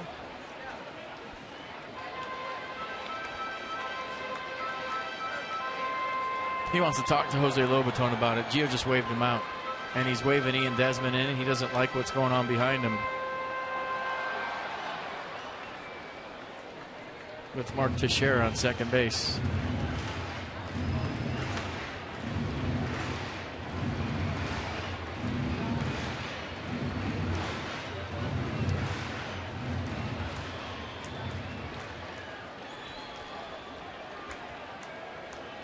No sign. Probably just change the sequence up. 2 balls, 2 strikes with 1 out. Upstairs with 93. And Gio Gonzalez with his 5th strikeout of the day. Well, said he could do both. He threw the curveball down away. McCann just got a piece of it. So then he goes high fastball up, changed his eye line. Might have thought for a second it was another curveball high out of his hand and chase the high heater.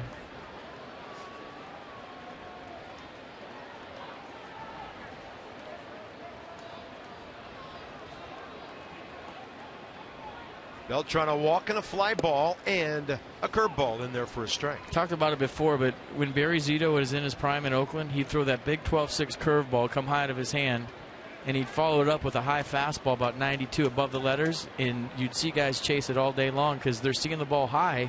And they're thinking, there's that curveball again, I got to protect. Yeah. And before they knew it, it was a heater.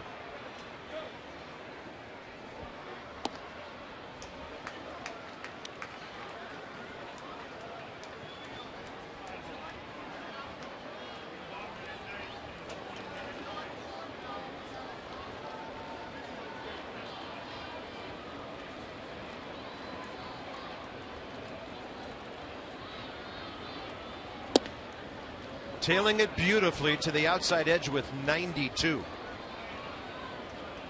Pretty good glove work here. Paint by Gonzalez. Boop. Pull it up. very influential catcher. Let's just put it that way from now on. Be a little PC, right? He's influencing calls. He's not stealing anything. He's influencing calls. Make friends with pitcher and influencing umpires. There you go. Broken bat and a tag. Gio Gonzalez does it himself in terms of ending the sixth inning. 6 of his best innings of the year he's put together here at Yankee Stadium.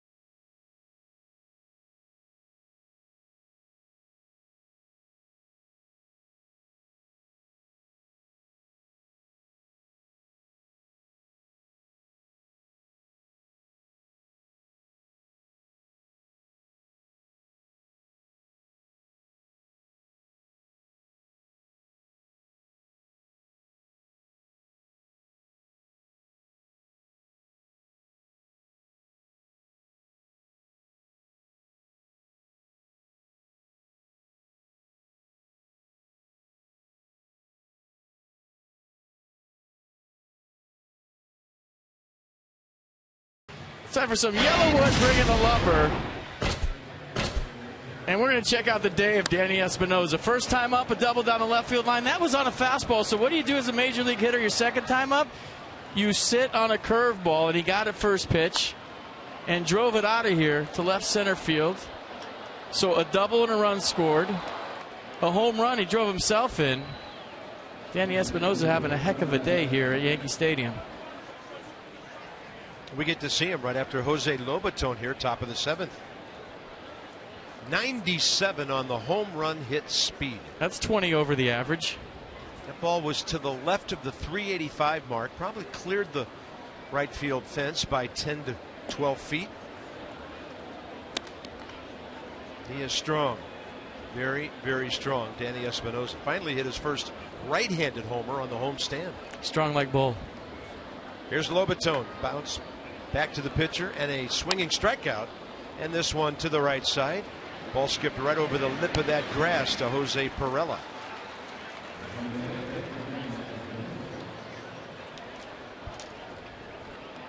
Beautiful day for baseball. Yankees are averaging just under 40,000, 39,768. That's the most in the American League. But there are 3 National League teams who draw more than the Yankees do. The Dodgers, St. Louis, and San Francisco. It was funny, we were talking to some of their guys yesterday. Yeah, we're not drawing at all.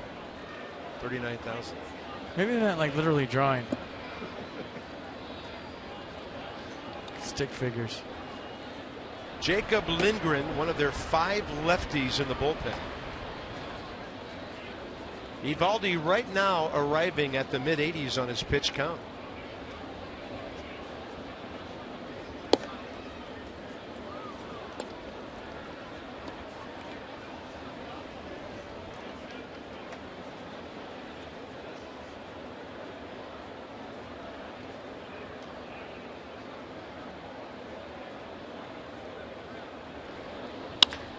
How about that? They played him to pull on the shift and solid contact. Danny Espinosa 3 for 3. Needs a triple for the cycle. You knew that was coming, right? It seems like the triple's always the one everybody needs for the cycle. Double first time up, homer second time up. Lousy single third time up, but that's a pretty swing. And those are the ones that rattle pitchers. Pitchers are cool with these huge shifts as long as they work, but when a ground ball goes to right where a guy was playing for 130 years, it'll rattle him. Would the Nats do some running here? The batsman Span, the speed of Espinosa, and Denard takes ball one, low and in. Well, like I told you earlier, people just don't run on Eovaldi. Maybe a hit and run, but I don't think a straight steal. We'll see. Yeah, Denard 2 hits today. Looking for contact. This is where managers do love to manage because they got a lead and they can go for more. Span right over the mound, and that is grabbed by the second baseman, crossing over Pirella, and then Span too quick to be doubled up, 4 unassisted on the fielder's choice.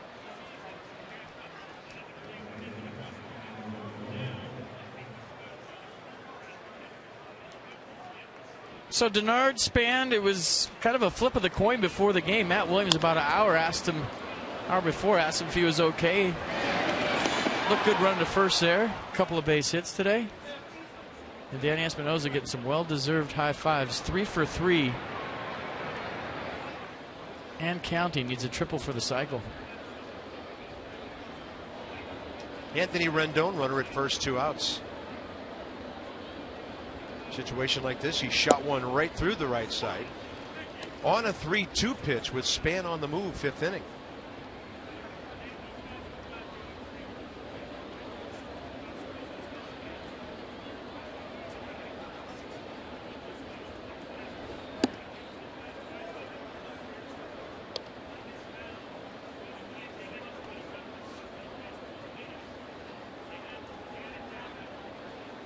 That was a 9-pitch AB by Anthony 2 innings ago.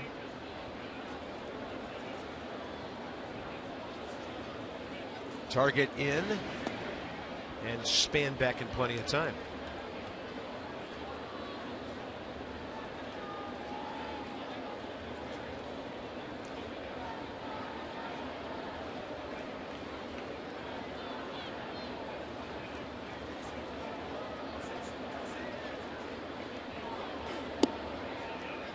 In there with 82.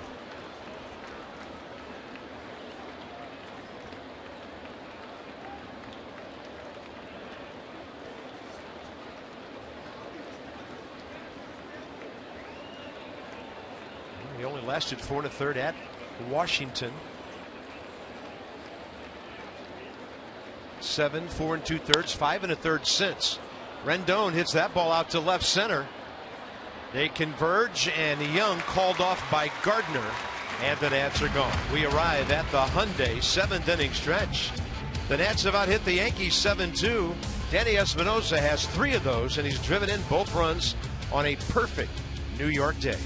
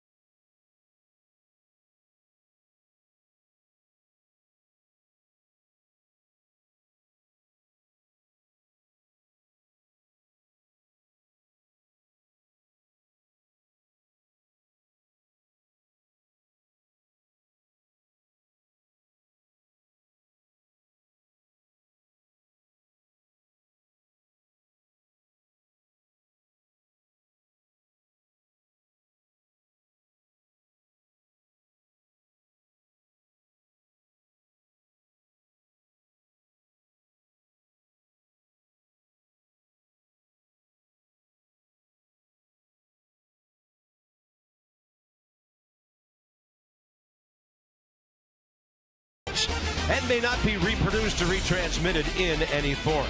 And the accounts and descriptions of this game may not be disseminated without the expressed written consent of the Washington Nationals.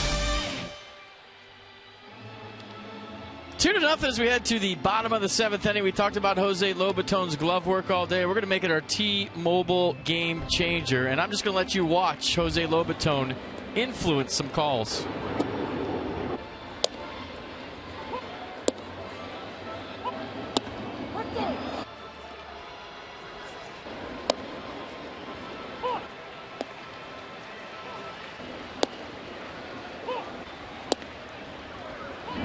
By my unofficial count, that's 11 that he's done a nice job of framing up today. And like I said last time, it's like watching Omar Vizquel play shortstop. It helps Gio Gonzalez relax, and it gives him confidence to really get into the zone once he's getting all the borderline calls. Gio Gonzalez out for his 7th inning of work. He's got some defense behind him as Michael A. Taylor takes over in left field for Clint Robinson.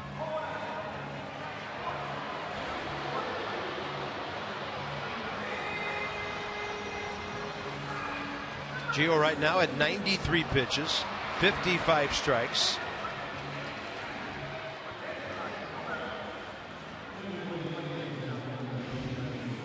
He'll face the bottom 3, Chris Young, Jose Perella, and Brendan Ryan for the Yankees.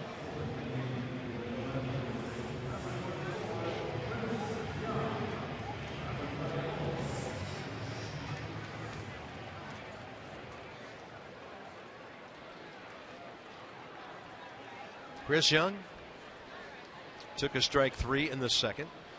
Ground ball to Espinosa, playing up the middle in the 5th inning, and that's where Danny is right now. Right behind the left arm of Gio Gonzalez.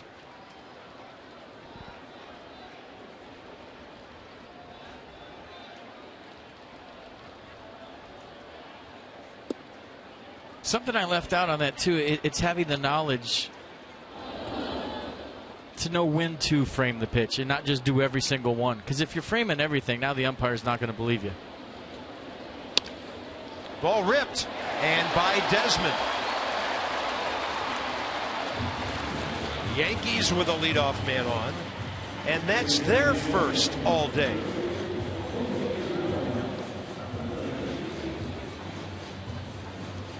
Yeah, wanted that fastball in and kind of tailed to the outer half, and Young hooked it in the hole. Next up, Jose Perella. Pitch number 97 coming from Gio. 56 strikes, 40 balls.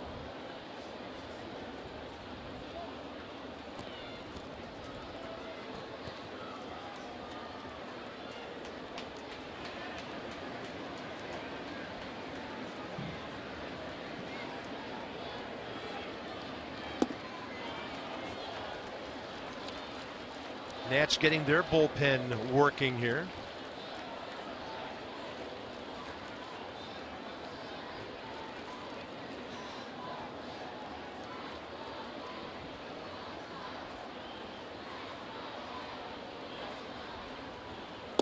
Great changeup. 7th inning, still touching and pulling the string beautifully right there.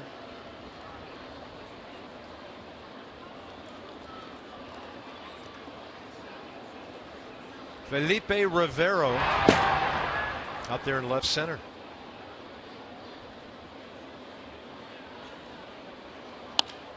And he's going to serve one the other way. Here comes Harper, and Bryce will get to it. Popped up in case there was a throw opportunity to first. And a good play by Bryce on the first out. Well, that might answer the question how Bryce Harper's foot is feeling for the moment. It's going to be sore tomorrow, but watch the jump he gets on this ball. That's just being ready for the baseball. He was playing Perella pretty shallow, but you're thinking that's going to fall for a knock. Bryce Harper ready for the baseball. Once again, makes a nice play in right field. Gio Gonzalez appreciates. Next up, Brendan Ryan. On base twice today with a single in the 3rd, and then on an 0-2 pitch hit in the foot in the 5th inning. Gio got out of that jam with a couple of ground balls.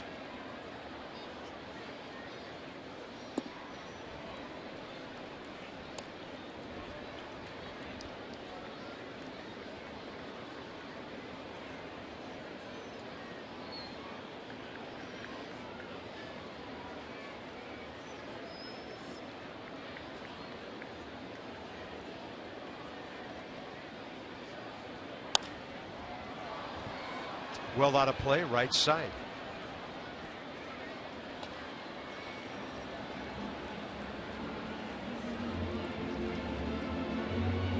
Gio's season high of 111 was at the Mets May 2nd in a 1-0 win when he shut them out on 6 hits in 7 innings. So liking the Big Apple right now on the road this year.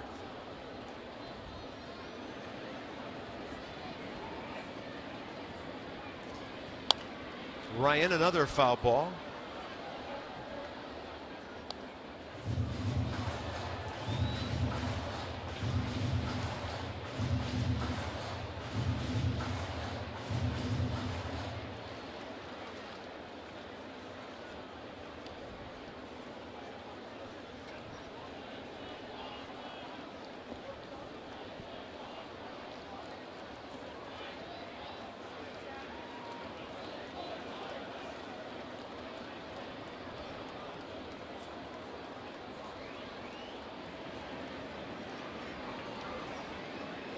And a breaking ball hit out to center. Span going back. He can't reach it. It hits at the 408 mark. Chris Young is coming around, and the tying run is on third base.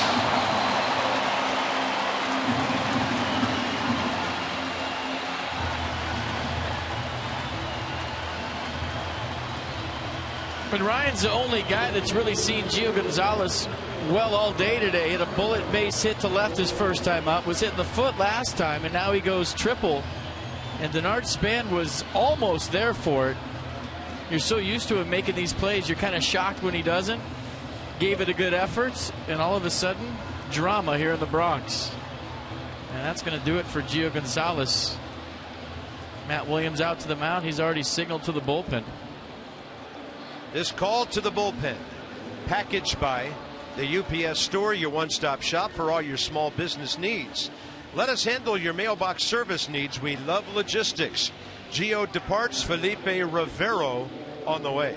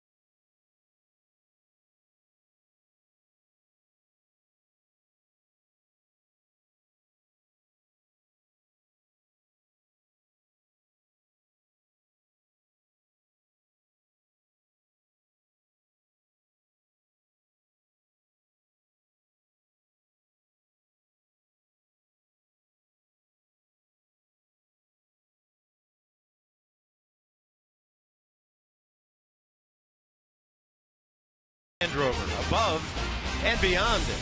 And by Ocean City, Maryland. Put your vacation days to good use in Ocean City, Maryland. Book now at OCOcean.com.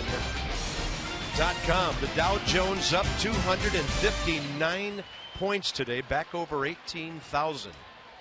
NASDAQ up 69, S&P up 27, and Gio upset. A couple of hits here in the 7th, but still a chance to get the W.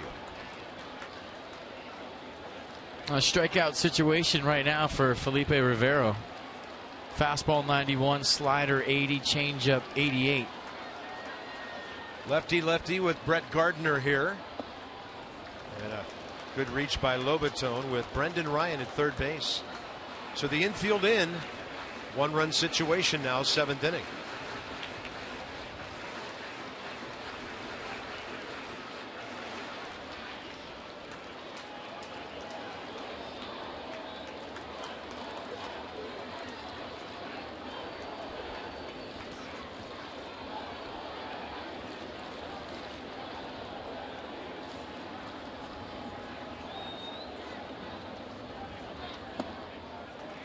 ball, too. This is where when you're a ball club in a bad spell, you have to really fight the here we go again mentality and find a way to get out of this. As you look at Aaron Barrett getting loose in the Nats bullpen.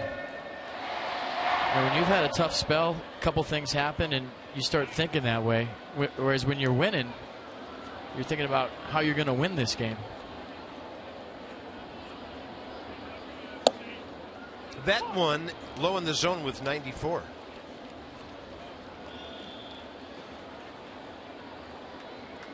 Perfectly placed fastball, good frame, 94 on the black.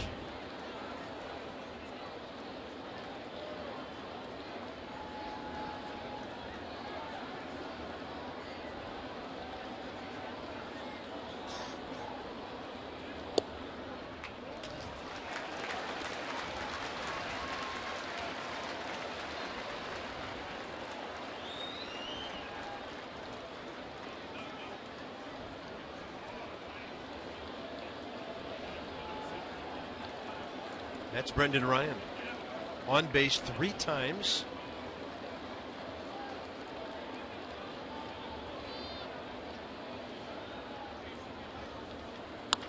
And a bouncing ball, fair.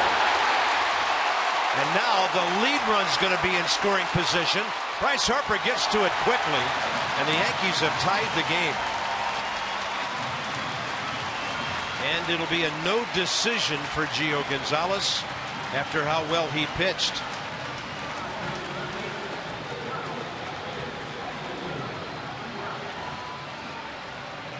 Well, when you have the infield in, they're thinking there's no way that Brett Gardner is going to pull one between Tyler Moore and the bag. So watch where Tyler Moore is. He's way off the bag. You're thinking left on left, guy with a mid to upper 90s fastball. Gardner's going to be going the other way. And I don't think Brendan Ryan was going contact play. You saw his react right there. He waited till the ball was through to advance, and Brett Gardner gets himself into scoring position with one out here in a 2-2 ball game all of a sudden. Still just one out. Now Chase Headley, Alex Rodriguez on deck.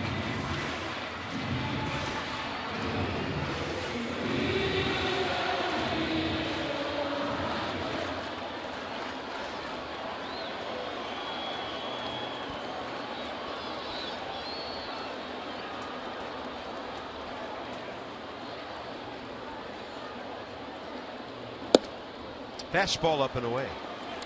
Headley 0 for 3, 9-game hitting streak on the line.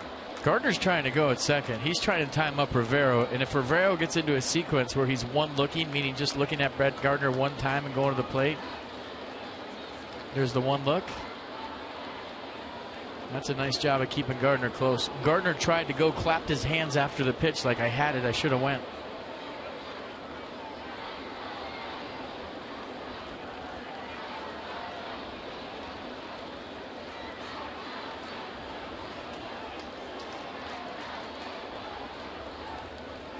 Inside 2-0.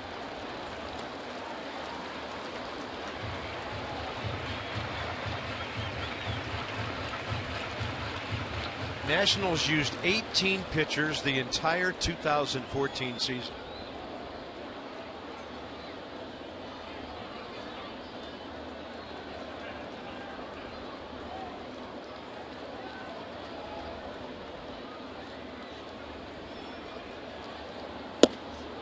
There's 92 with a swing and a miss.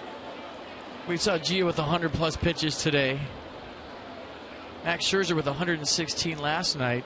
And if you go back to as recent as last year, you're wondering if those guys even start the 7th inning when it used to be Storn, Clippard, and Soriano. And you had those short 6-inning games with a lead, and that was that. Although the 9th would get a little hairy once in a while. But you know, and now Matt Williams is having to kind of mix and match his bullpen on a given day. You really don't know who the 7th inning guy is, the 8th inning guy, because it's based on, you know, our right-handers coming up, our left-handers coming up. Are we going with Thornton, Rivero? It's just been no real defined roles, where last year it was Storn, Clippard, and Soriano. Boom, boom, boom, and you were playing 6-inning games. Cubs signed Soriano yesterday on a minor league contract. And a ball hit to left. Michael A. Taylor there. Back to second goes Gardner, and it'll be Alex Rodriguez now. against the rookie left-hander with 2 outs.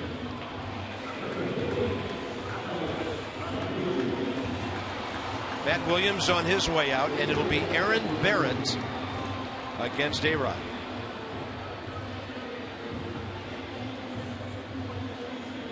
So 1 hit given up by Rivera that tied the game. He gets 1 out. Power matchup here. Alex Rodriguez with the bat and the power arm of Aaron Barrett.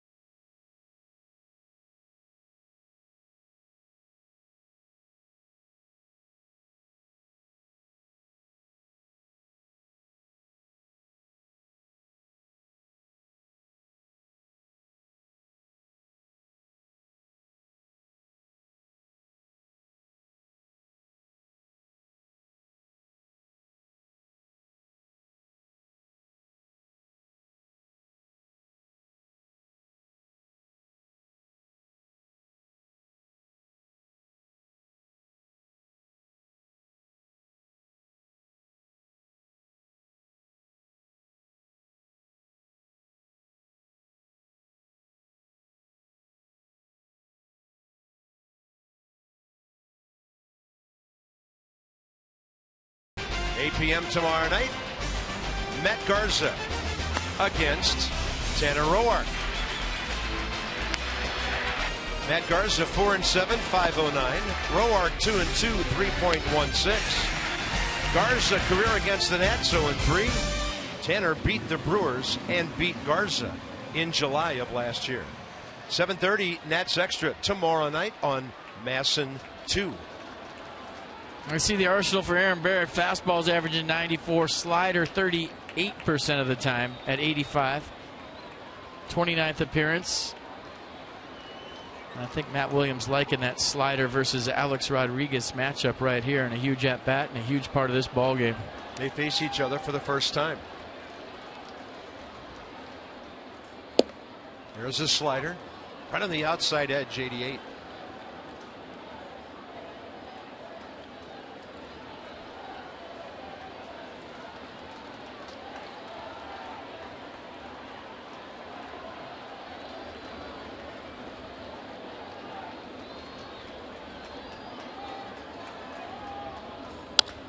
Rodriguez to center. Span going back. It's over his head. The Yankees have taken the lead, and Alex Rodriguez did it. And he's one step closer to 2,000 RBIs.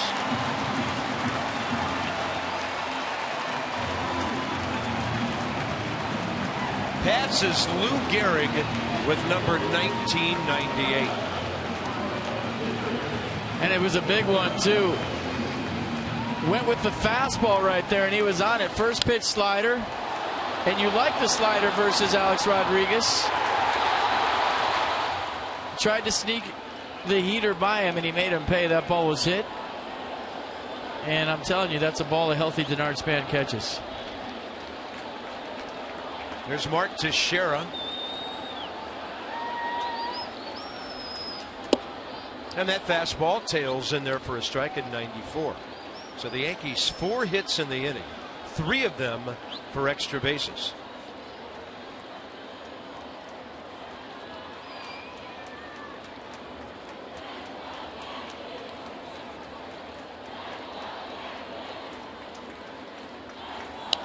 You know why I'm saying he catches that is because even if Denard Span breaks the wrong way, he has the ability to adjust. We've seen him spin around, even kind of open his belt buckle to the plate.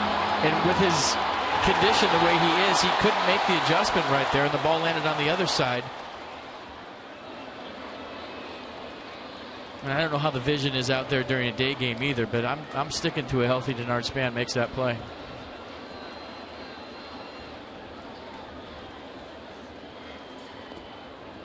And Teixeira, no swing on the appeal, laying off the 0-2 slider.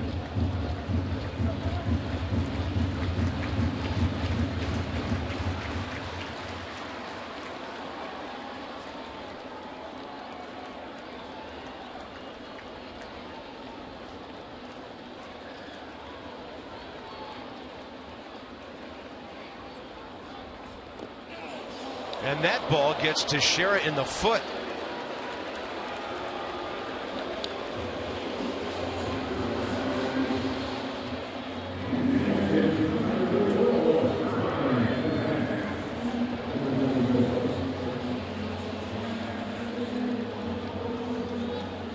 And I'll tell you this, as a manager, when you don't know what you're going to get from whomever out of the bullpen on a daily basis, that's when it gets real rough. You just want consistency at the major league level, at the highest level, from whomever you bring in. And right now, Matt Williams is searching 7th and 8th inning for somebody to take the bull by the horns that he can really rely on consistently. I mean, sometimes it's real good, sometimes it's not. So when you go out there to get somebody, you want to know what you're bringing in, and right now he doesn't.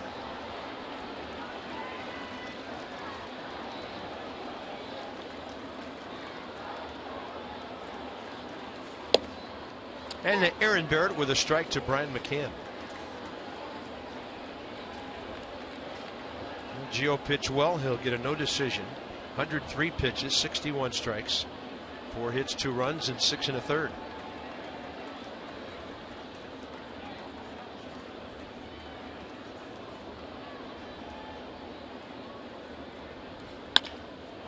Right up the middle, and the ball hits the bag and goes beyond Ian Desmond.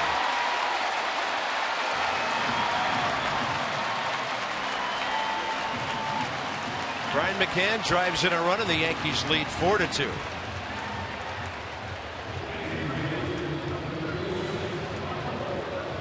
Well, this is where everybody in the third base dugout would have been happier if a black cat ran across the field, because when stuff like this starts happening, that's when you really start to wonder. Ground ball up the middle, looks like the third out of the inning, hits the bag and right over Ian Desmond's head. And the first game got weird late, and this one's getting weird late. 9th man to bat here in the 7th, Carlos Beltran.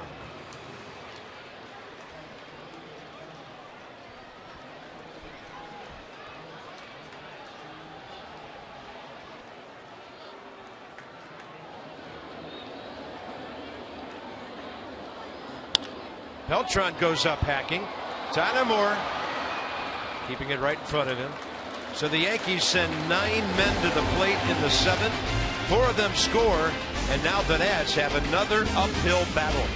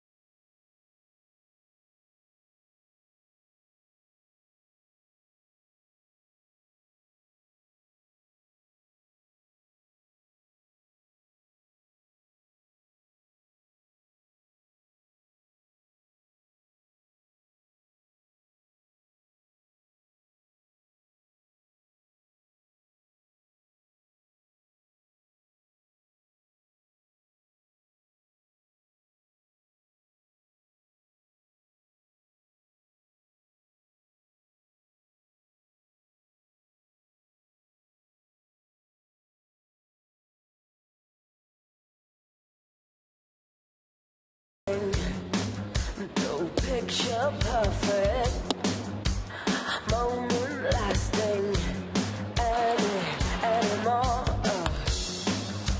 And I'm not waiting for some golden moment to arrive at my door. I wanna push the question, I wanna force the issue. Yeah, it might be time to force the issue here. Top of the 8th coming up. Yankees showing up some infield defense. Stephen Drew for Jose Perella. Nathan Eovaldi still on the mound. 94 pitches now. 65 strikes. Big inning for him, and a big decision by Joe Girardi to send him out here for the 8th when he has that lockdown bullpen. Probably trying to stay off some guys he's been using a lot, but like I said last night, I would use Betances every single game all season long until he blew out. I mean, that guy's absolutely dirty.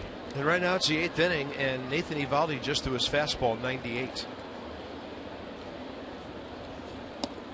Slider. 2-1, a rare offer so far for Yunel Escobar.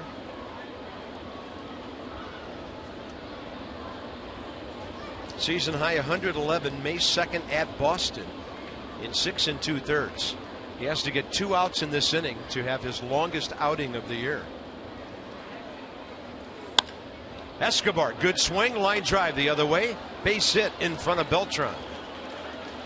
And that changes a few things with Bryce Harper coming on. Well, that's got to be the end for Eovaldi, right? You can't let him face Bryce Harper here. So Joe Girardi let him start the 7th. Should get a big ovation. Eovaldi pitched as good as I've seen him pitch today.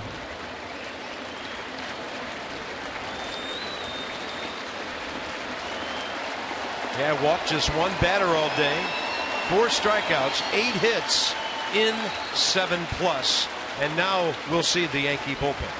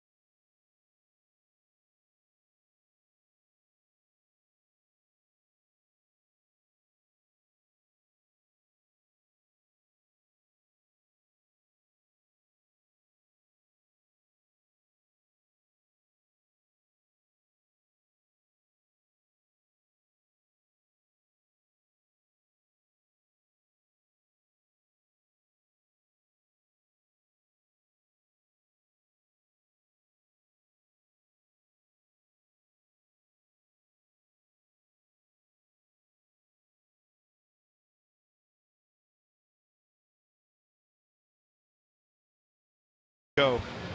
Leadoff man aboard, top of the 8th inning in a 4-2 ball game. Yeah, 2-pitch guy, fastball 89, slider 82. And you want some history about to happen? Bryce Harper is going to face somebody younger than he is for the first time as a major leaguer here in his 4th year in the big leagues. Wow. Lindgren, 22 years, 2 months, 29 days. Bryce Harper, 22 years, 7 months, 25 days. He's facing somebody younger than he is. So we can't say that anymore. Took a while, didn't it? It did. Second rounder by the Yankees just last year out of Mississippi State. The left-hander Lindgren. And Bryce moving back for the curveball up and in.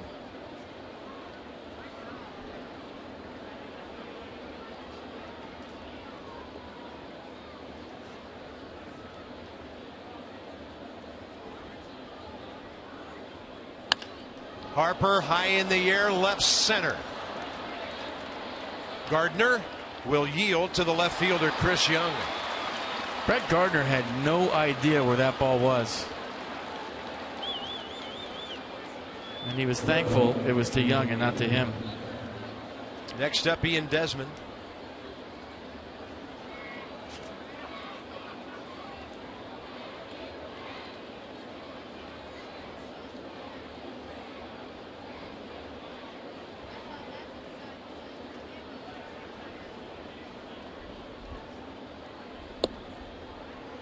Off the plate, ball one.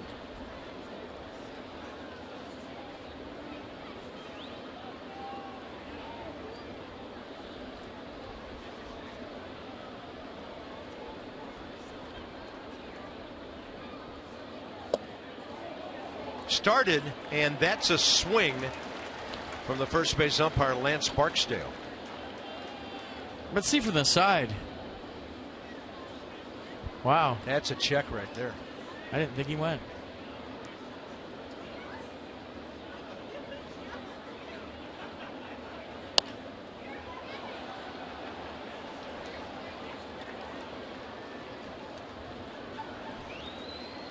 And if Ian Desmond's locked in, there's no way that Joe Girardi leaves a lefty in to face him right here. No shot, even though he has 5 lefties in his bullpen. Not representing the tying run.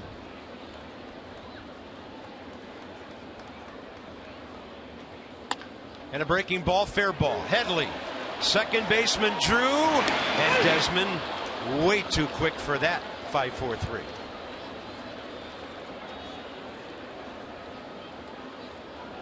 Little double clutch by Stephen Drew is the difference. So you come into a major league game, ball finds you, good feed by Headley, and watch the double play right here.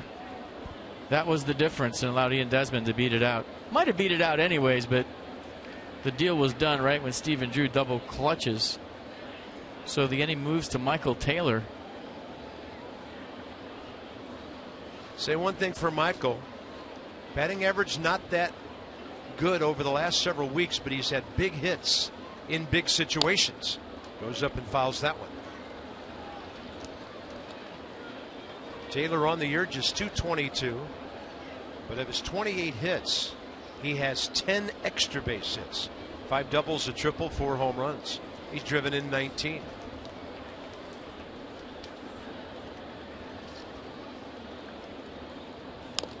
Curveball fouled.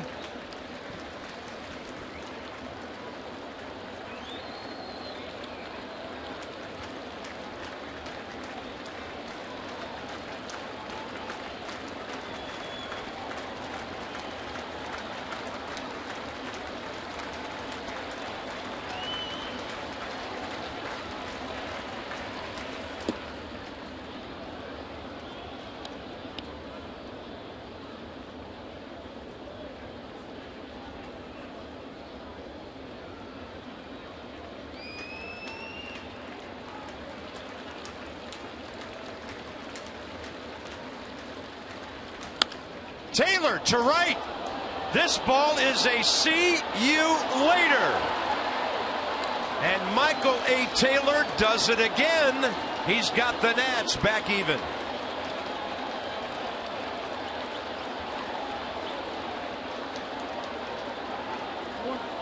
His first big league home run was opposite field in New York City against the Mets. And he goes the other way to tie this one up. And his second biggest big league home run, the grand slam in Arizona, probably the biggest, ties this one at 4. And the double pump by Stephen Drew at second base might have cost the Yankees. Good hustle by Desmond getting down the line to keep the inning alive, and then Michael A. Taylor launches a 2-strike pitch into the bleachers and right to tie this ball game up. How clutch is this? And Joe Girardi flirting with disaster, in my opinion, with Desmond and Taylor, letting the lefty face them, and he approves. Third base dugout fired up, and Michael Taylor with a huge swing of the bat to tie it here in the 8th. Hit speed 94. So Michael now 5 home runs, 21 RBIs.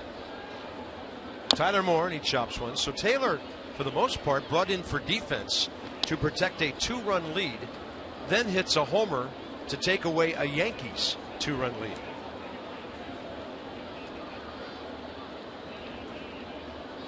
Wow. Tyler Moore 0 for 3 today.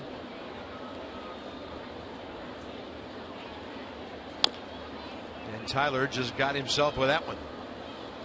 No balls, 2 strikes. But when you think about it, though, in this ballpark, we always talk about make them beat you the other way late. That doesn't apply to righties here. You got to pound them in late, make them beat you the big part, which is left center. That pitch was up and out over the plate.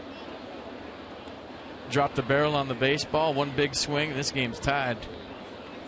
As I mentioned, the batting average not that high, but a young guy with the knack for getting the big hit in big situations, and he's done it on the road.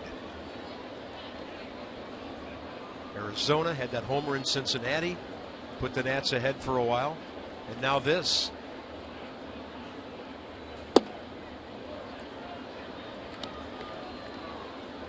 And you see where all the pitches are to Tyler Moore. They're busting him in.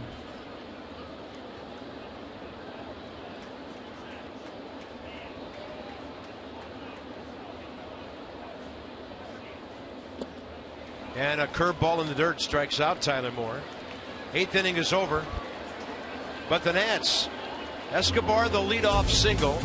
The Yankees couldn't turn a double play. Michael A. Taylor makes it a double swing. As far as runs, tied up.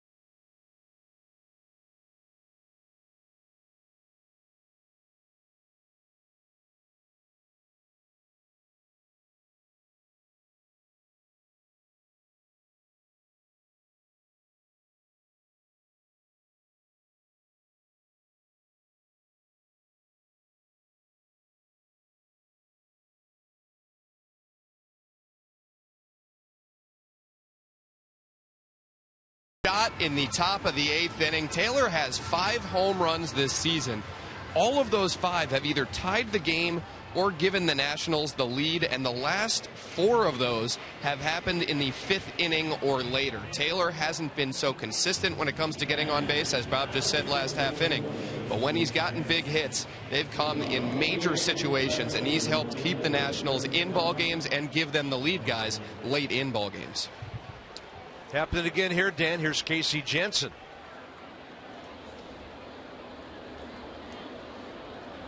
Yankees right now are at the bottom of their order, where they started last inning with Young, now Drew, and Brendan Ryan. Chris Young career against Janssen, 1 for 2. A lot of these Yankees have seen Casey in the division for quite a while with Toronto.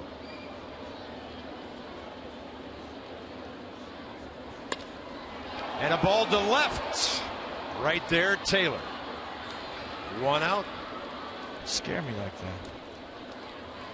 For the Nationals all season long in 2015 with MLB.com app, the #1 app for live baseball. Up to the moment with in-game highlights, live look-ins, replay reviews, radio broadcasts, and StatCasts.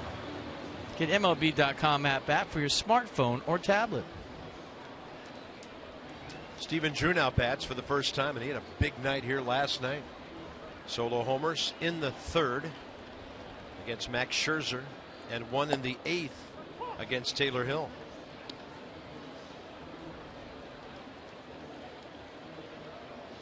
And who knows if he would have turned that double play on Ian Desmond, but he double pumped and we'll never know, really.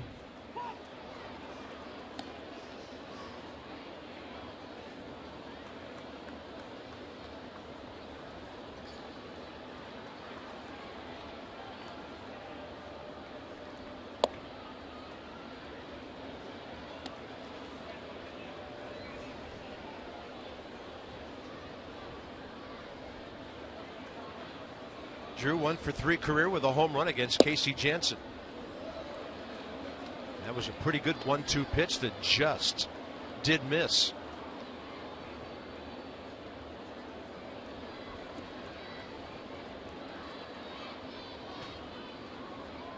Target away. And Drew cranks one to center.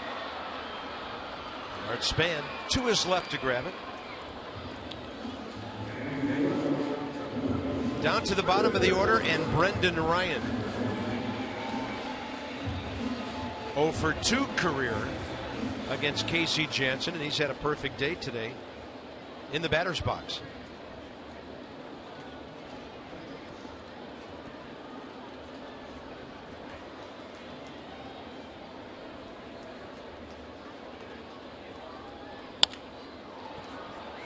Another fly ball for Span, and this one is heading to the 9th inning, all tied up. For the Nats, it'll be Lobaton, Espinosa, and Span. 4-4 with the Yankees.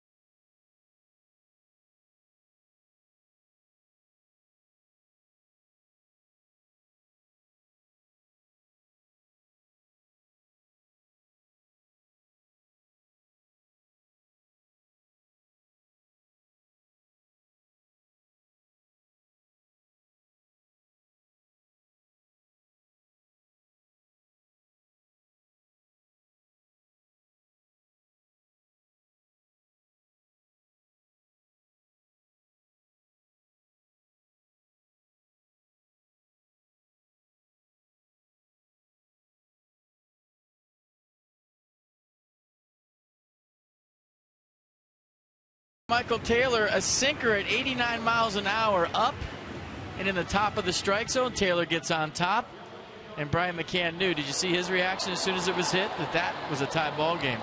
Right over Mickey Mantle's head. Jorge Posada, I think, got the ball, but Michael Taylor with another clutch home run for the Nats as we head to the top of the 9th, all tied up. Danny Espinosa, all of the offense to that point. In terms of scoring, Denard's had a good day. RBI double, base hit. Justin Wilson for the Yankees in the top of the 9th. Jose Lobaton will face him for the first time.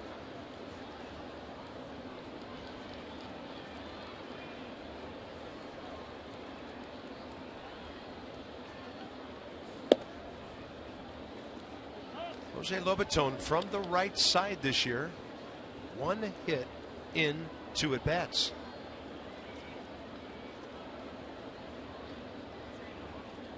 Wilson, 2+ years with the Pirates.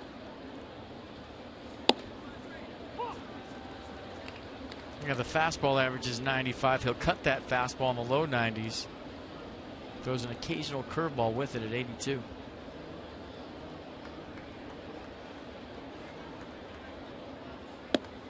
Up and away. 2 balls, 1 strike. Nats have had their leadoff man on 2 of the last 3 innings.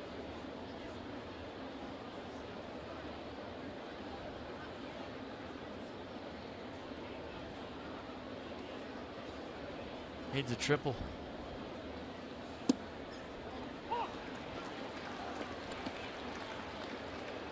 And Matt Williams would love this one as a momentum builder heading into a 4-game set in Milwaukee over the weekend.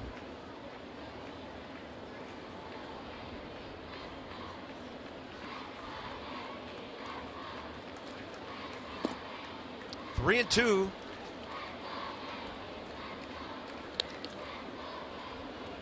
Well, there's Drew Storen right next to him. Blake Trinan. The score will dictate who pitches the bottom of the 9th. And the Yankees will at the top of their order due up. That was an 8-pitch, 5-strike, 8th inning by Casey Janssen. And ball 4. Lobaton walks to lead off the 9th. Did I see that right out there? Is that like a penalty box for the relief pitchers? They got to sit behind the plexiglass until they come in the game? So they've kind of got their own little clubhouse out there. 2-minute misconduct. You got to go in there. There you go. Get back in the box, Hill. See a water cooler. I see a stationary bike in there. Roughing penalty. We'll let you know when you can come out. Slashing. Let's see if Matt Williams decides to bunt Danny Espinoza here. Espinoza 371 right-handed this year, and that ball ticks off his bat and goes straight back. And if you're thinking about a pinch runner, you have Ryan Zimmerman on the bench with plantar fasciitis, Dan Uggla and Wilson Ramos, so that's not going to happen here. Yeah, you're already using an extra position guy for the DH. Taylor's been used and used well.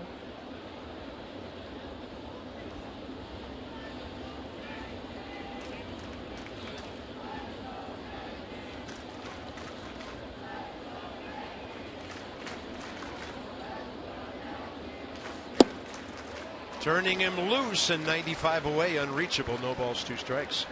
Espinoza 0 for 1 career against Justin Wilson. I think Matt Williams saw that first Espinoza bunt attempt from the right side, said, nah, let's take that off and let him swing. He's having a good day.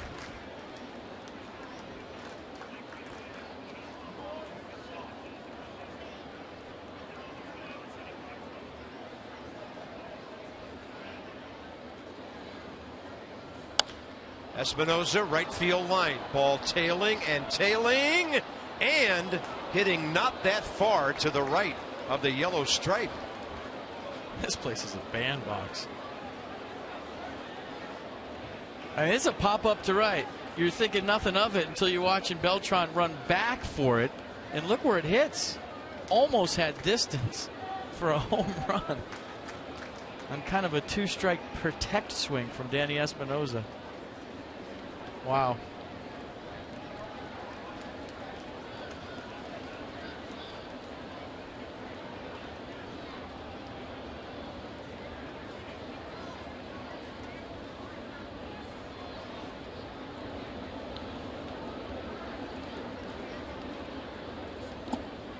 Breaking ball in the dirt. It's stopped by McCann.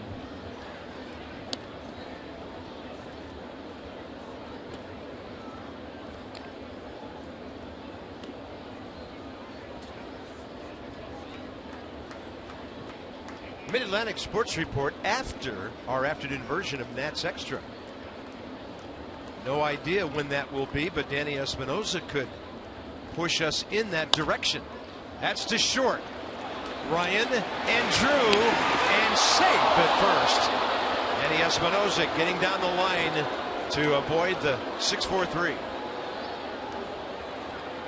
But Brendan Ryan, known for his glove, did a nice job of getting rid of this quick and almost making a double play. The double play not made on the turn by Drew, or the near double play, I should say more accurately. Look at Espinoza getting down the line hustling. But the reason that was even close was because Brendan Ryan got rid of it super quick to Stephen Drew. Here's a left-handed matchup for you. Denard Span is 3 for 3 career against Wilson.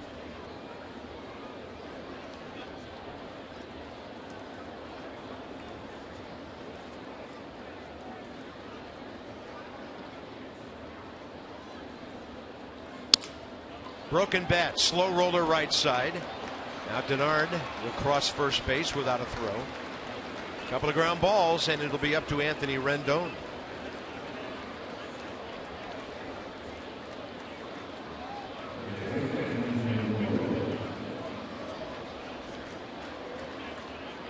Another left on right matchup that Matt Williams has to be liking for his ball club.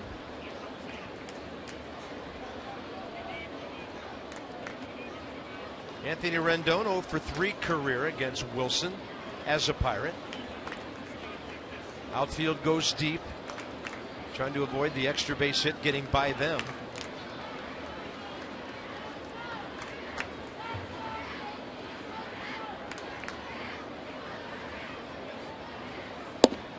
Fastball in there.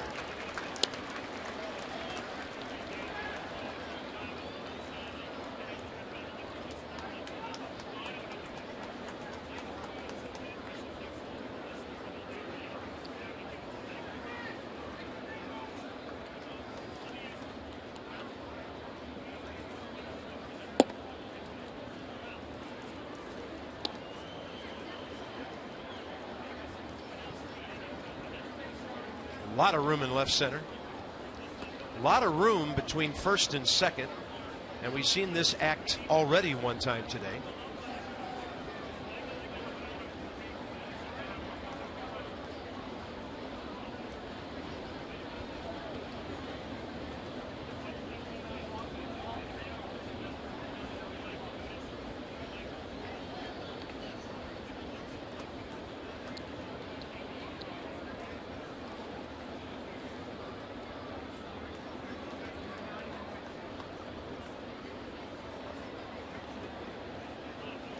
Span on the move. Pitch low and away. Throw not a good one. Pretty good pick to keep it out of center field by Drew. And Denard Span swipes his 4th bag of the year. That was just a guess and go. They were betting that he wasn't coming over 2 times in a row. Denard Span went first move. Watch the jump. As soon as the right foot's up in the air, Span goes. Got a good pitch to go on, down and away. And now with a go-ahead run in scoring position, Anthony Rendon with a 2-1 count. Game on.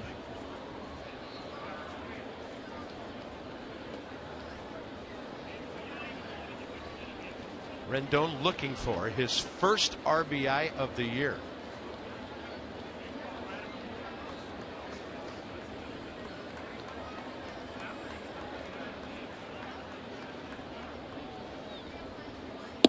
Outside, 3-1.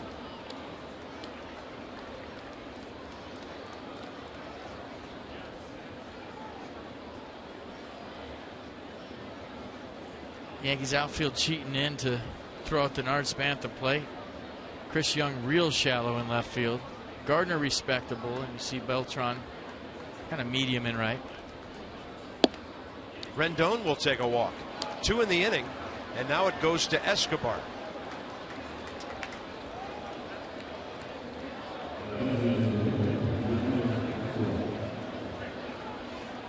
Could be interesting right here. Everything that Wilson has thrown has been away to right-handers. Escobar likes to hit the ball the other way. Right field to short field here in Yankee Stadium, so Beltran shallow. And Denard Span's going to have to be on his horse with 2 outs here on anything hit to right.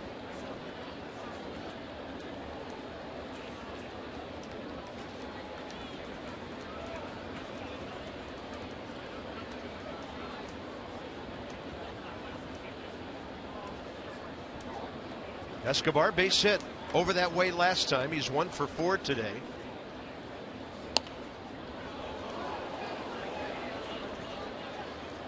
And he's 0 for 1 career against the left-hander Justin Wilson. Been kind of a seesaw late afternoon here for Matt Williams and Joe Girardi. 2-0 became 4-2 Yankees, and then Taylor tied it all up.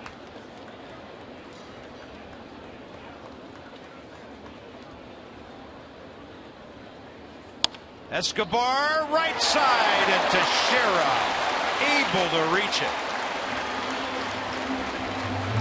Tough break for the hitter and for the Nats. They've stranded 8, and this one to the bottom of the 9th.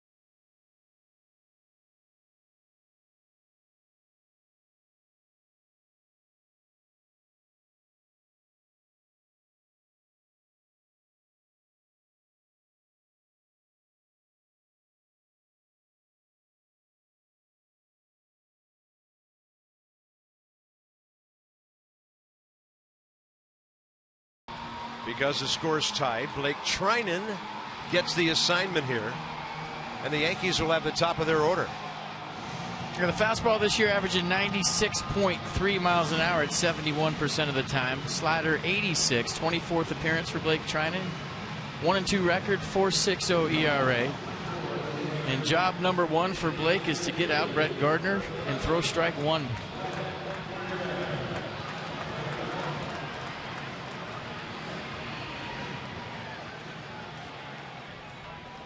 Gardner against Trinan, 0 for 1 in the series at Washington.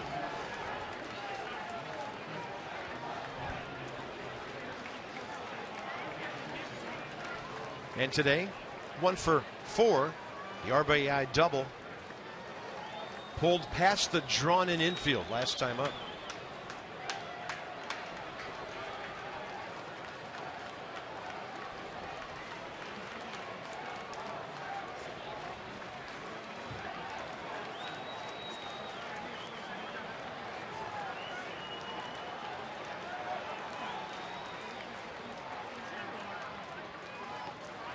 Got him on the corner for strike one.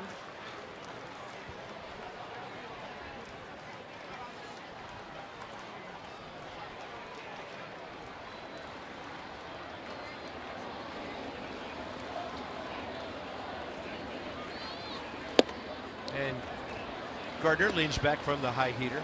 Counts even.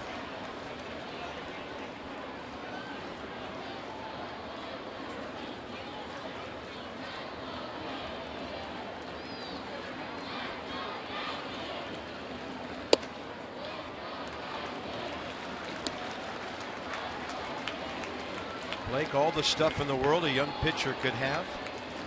32 strikeouts, but 16 walks in 29 innings. When he throws strikes, basically unhittable. And Gardner on 96 with sink right there, able to foul it off. I thought that was a slider. And he threw a cutter earlier in this count. Watch the movement on this pitch. 96. Split action at the end. Cannot be taught. You have that or you don't. 2-2. Out of play left side.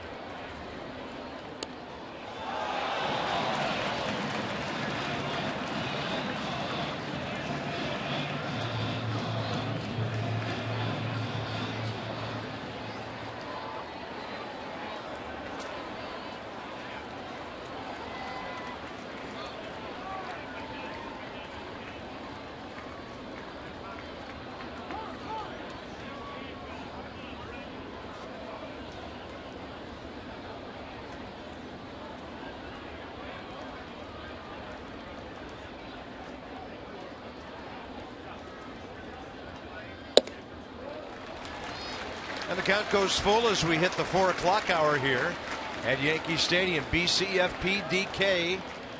Masson coverage of Game 2, the Nats and the Yankees. Big pitch coming. Headley, Rodriguez, the next two.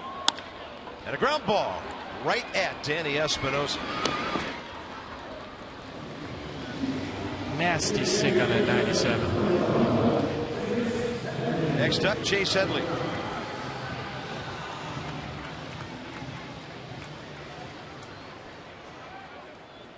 That's such a big out. Gardner gets on to lead off the bottom of the ninth. Now you got the whole bunt game. Get him over. He's in scoring position automatically. Big out right there for the Nats and Blake Trinan. Headley 0 for 4.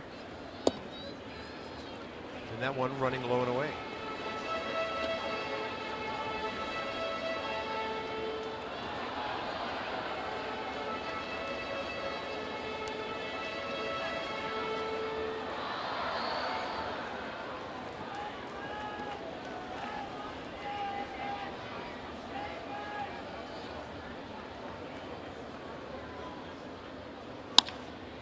Danny Espinosa waits for that one. Alex Rodriguez and Blake Trinan with 2 outs.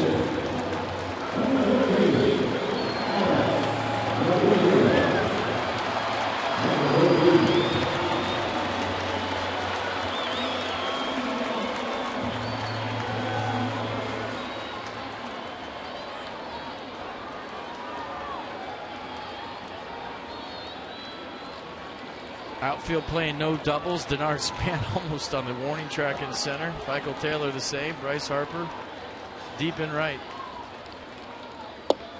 And that's the slider that comes back.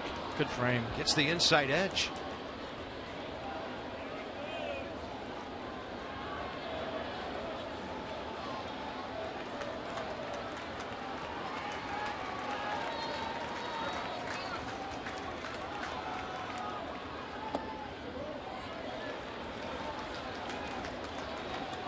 Still shaking his head about strike one. Jose Lobaton framed it up nice. Rodriguez thought it was down.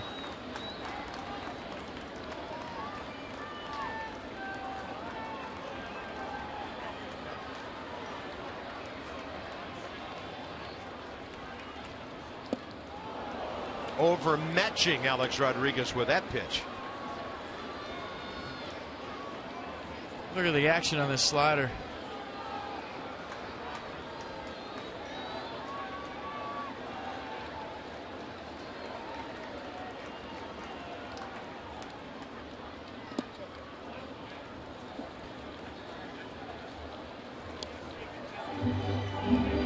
Alex Rodriguez doesn't know what to think. He's seen two sliders off the plate. He's seen a nasty slider they swung through. And he's up there thinking, I'm facing a guy that throws 98. Haven't seen a fastball yet.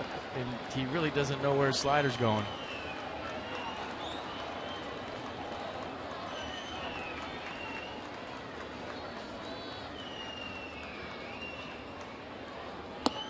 And that 98 just went straight down under his bat. Alex Rodriguez thought he had it measured. We're going extra innings in New York. Guess who leads off? Top 10 on a big stage.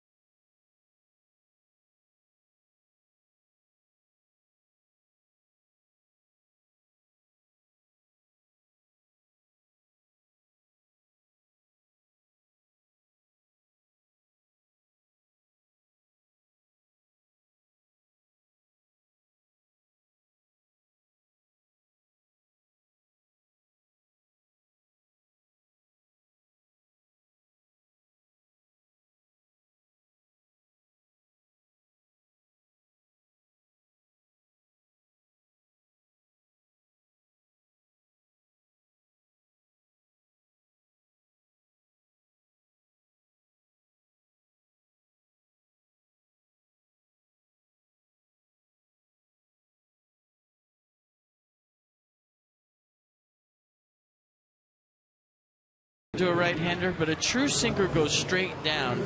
And the last one Blake trying through to Alex Rodriguez. Watch this. This is 98 miles an hour. This, folks, is a true sinker. Straight down under the bat, 98 miles an hour for strike three. And it was the first fastball and the last fastball Alex Rodriguez saw. The movement at the end was ridiculous.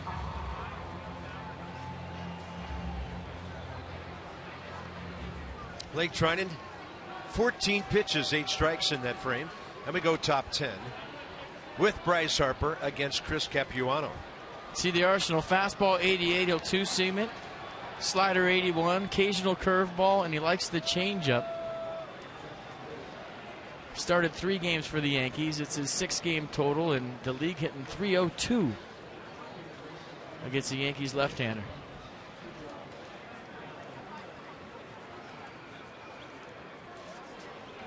Bryce Harper has faced him 6 times with a base hit.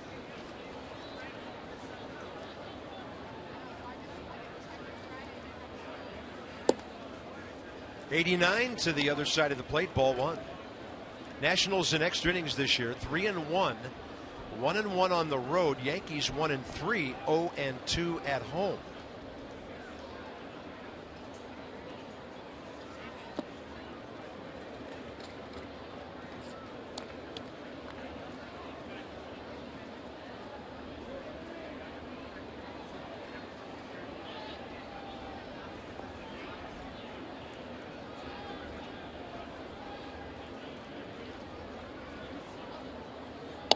And Harper takes that breaking ball, 82, that gets part of the plate on the way by.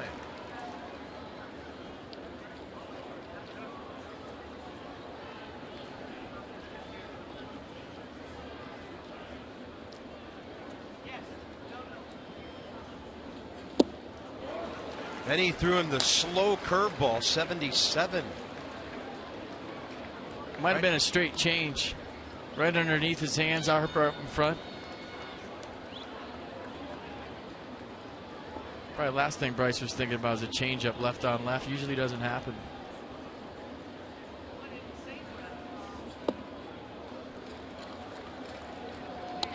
Three and two. Bryce a walk and a base hit today.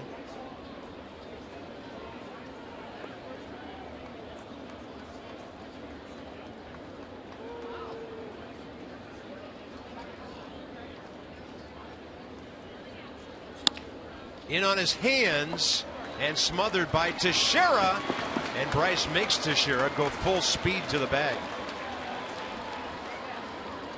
Good hustle by Bryce Harper. You're thinking, okay, routine ground ball to first, forget about it. Fouled the ball off his foot earlier in the game, and watch how close he makes it at first. Made Teixeira sweat just for a second.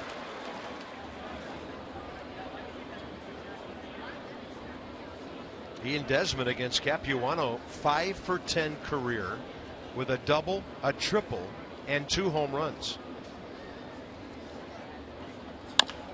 High chopper up the middle. Ryan, 2 down. Well, here's the reason we're still here. Michael A. Taylor, last time up. 8th inning, 2 strikes. Ian Desmond on first, gone. 4-2 game. All of a sudden, it's a 4-4 game. Got a 2-seam fastball up and away and rode it out in the jet stream here at Yankee Stadium to tie this one up. He can't do it again, can he? Seeing this left-hander for the first time. Why not? 82 on the hook.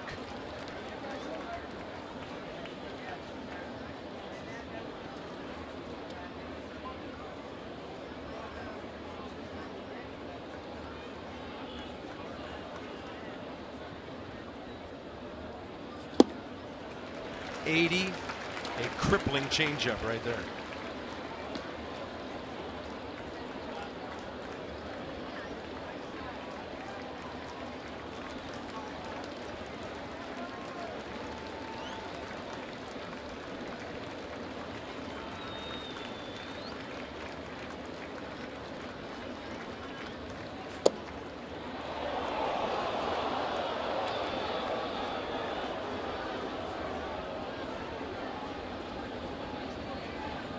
After showing some opposite field pop last time up, you'd think they're going to make Michael Taylor beat him to the pull side here, especially with the fastball.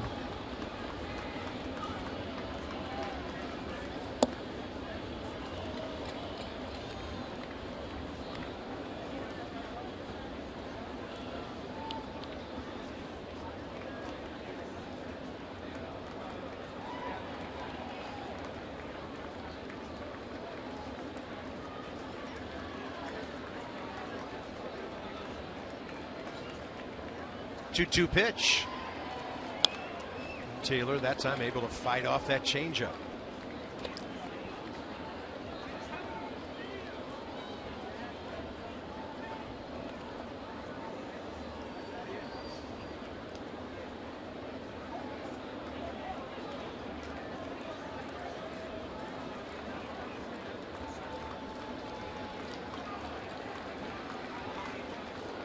Fastball in.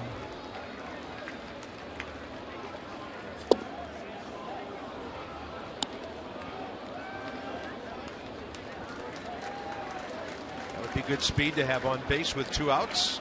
Tyler Moore waiting. I'd be shocked if he throws him a 3-2 fastball here.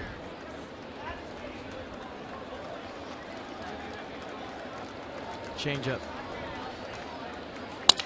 Taylor broken bat, 1 hopper, Brendan Ryan. The Nats go 1, 2, 3 in the top of the 10th, and the Yankees will have 4, 5, 6 coming up.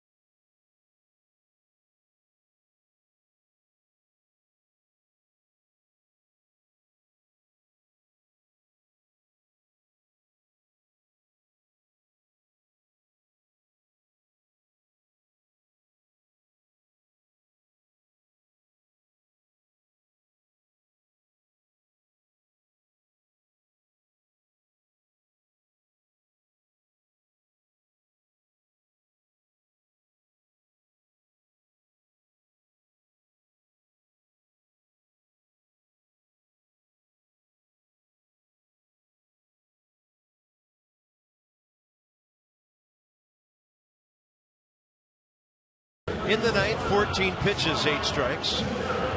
So here's the East. The Nats trying to draw even with the Mets, who will host the Giants again tonight, southeast of here over in Queens. And the Yankees have won 7 straight. Toronto has won 8 straight, including a win today over Miami, 7-2. So the Blue Jays won the last 2 against the Nats and have stayed hot.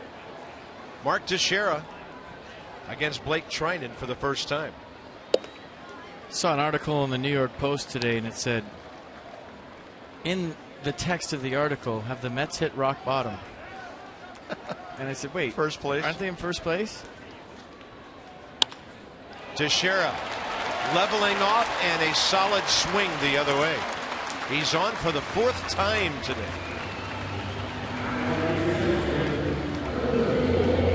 Next up, Brian McCann, RBI single off the second base bag last time. And if that hadn't happened, the Nats might have come back to win this game already. So the pinch runner there is Didi Gregorius.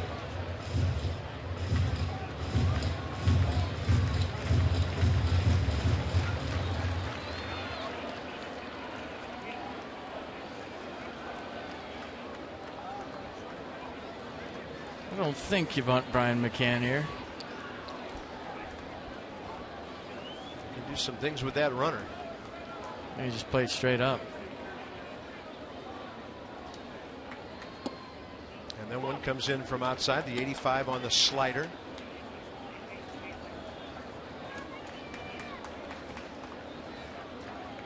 McCann 1 for 4 today, has 4 hits and 8 at bats in the series. Has driven in 3.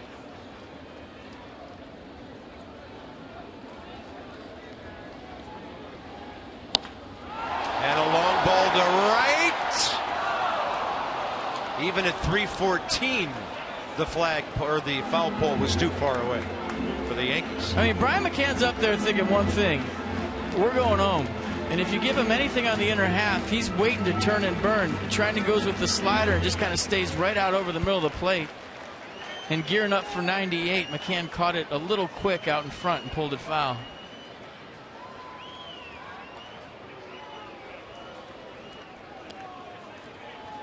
Such a short porch here at Yankee Stadium. You got to make McCann beat you to left, center, or left.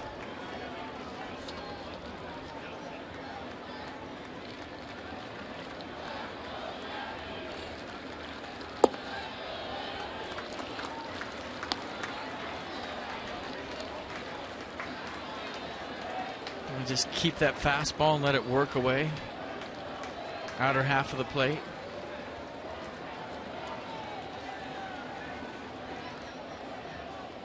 And a 1-2 pitch with nobody out. McCann pops it straight back.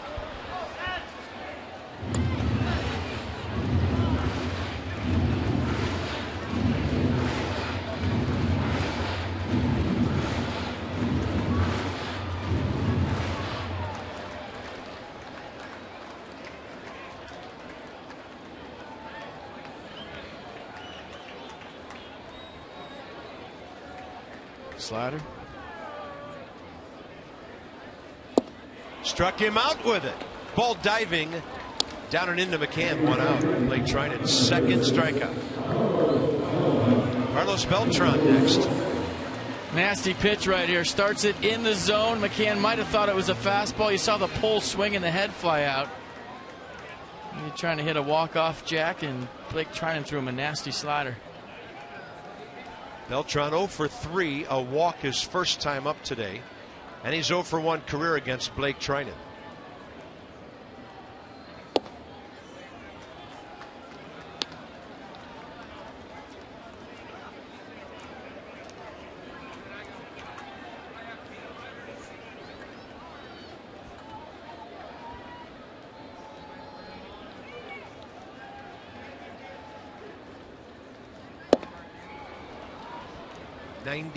It had some cut to it right there. And I saw it earlier from Blake Trinan. Usually just a sinker to lefties. Today he's thrown a few cutters. I don't know if those are overthrows or he's been tinkering with it by design, but that one came back toward Beltran late.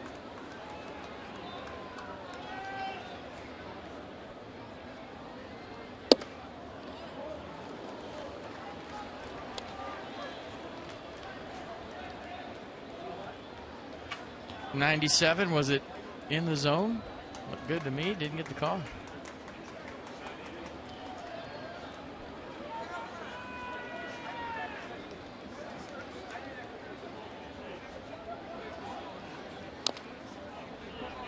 A little change up there at 95.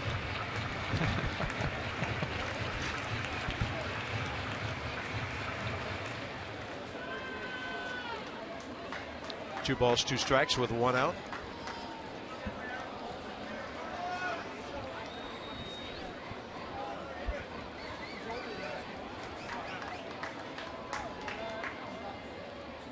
And Beltran, a take similar to the pitch on which Trinan struck out McCann.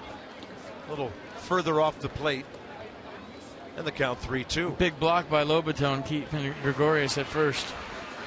And what does Joe Girardi do here? 3 for 4 in stolen base attempts at the top of your screen. See if he starts him here in a 3-2 count with one out.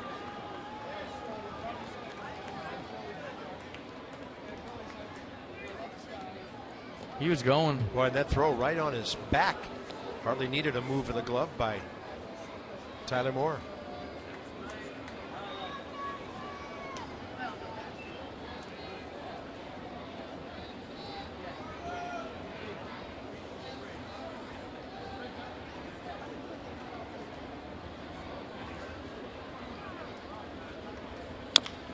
Beltran will pull it foul. Well, I'll tell you what, Gregorius got no jump at all. He stood straight up and he just looked in the strike zone. If that was strike 3, it was a strike him out, throw him out by about 10 feet.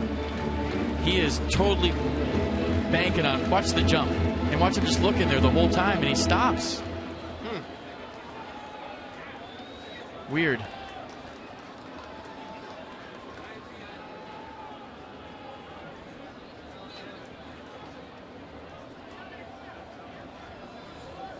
Trinan strikes him out, and it is out at second.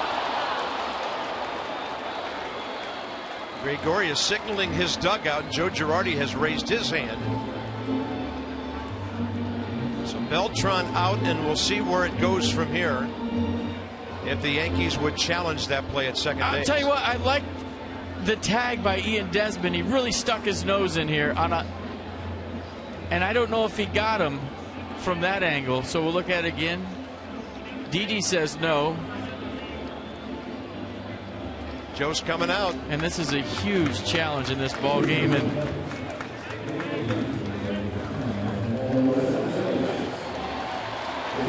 well, the out call was made by Quinn Wolcott, one of the rookie umpires. He'll go over to the headphones third base with the crew chief Gary Cedarstrom. I think he was safe. And since I've been wrong all season long, I'm going to say I think he's safe.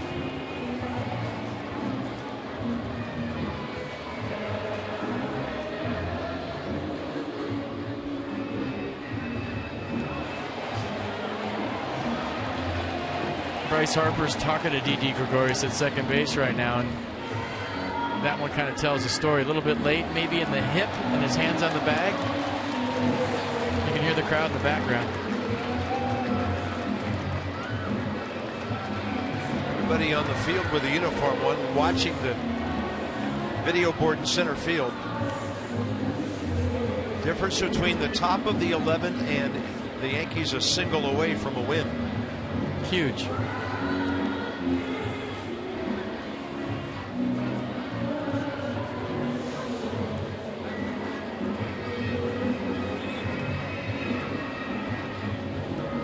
Blake Trian's going to keep throwing pitches. That's how he's thinking about this, and he has to be ready. You're right. You got to stay loose. Game's on the line if this is reversed.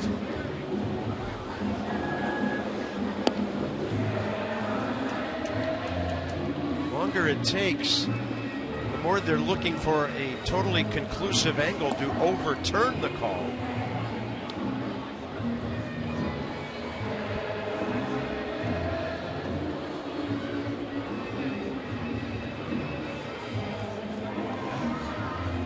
In case you're wondering, the play is under review.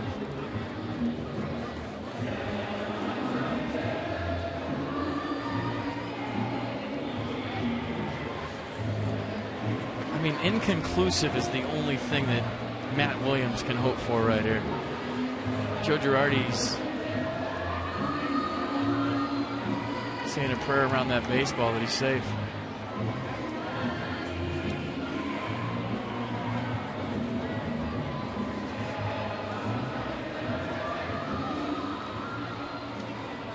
Well, this is interesting. Well, they know it's a big call, so they're taking their time, and I like that they're taking their time. There should be no hurry on this one.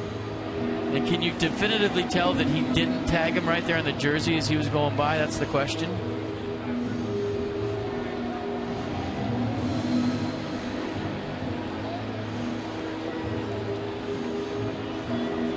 Eric Cooper talking to Jose Lobaton. Gregorius convinced he's safe.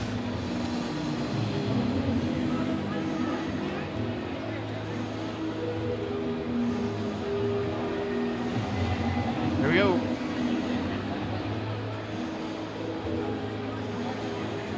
Wow. The Nats get the call. The inning is over, and we're going to the 11th on a strike 'em out, throw 'em out, double play.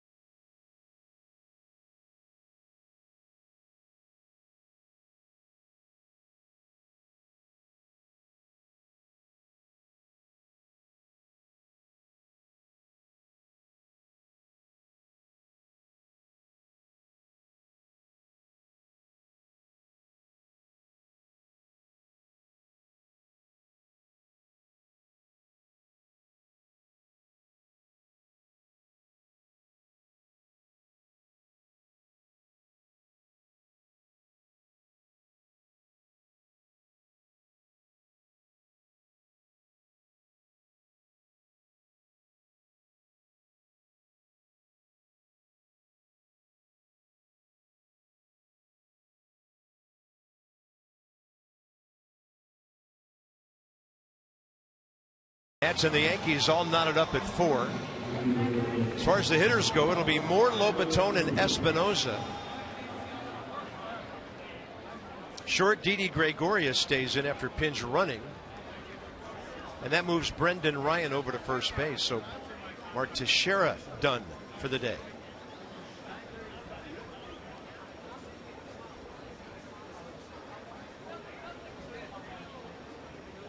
I mean, I'm thinking it's not out of the realm of possibility that Joe West is at the replay review booth and is doing a make good for the other day when Danny Espinosa was safe at second. Because I just don't even know anymore. Clueless.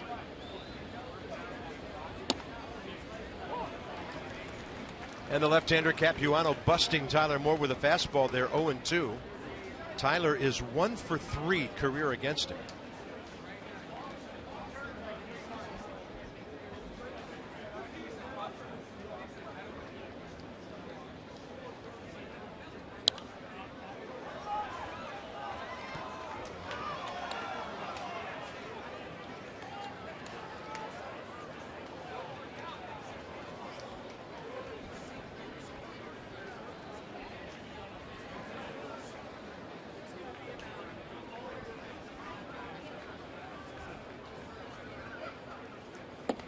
And the changeup floating away, 1-2.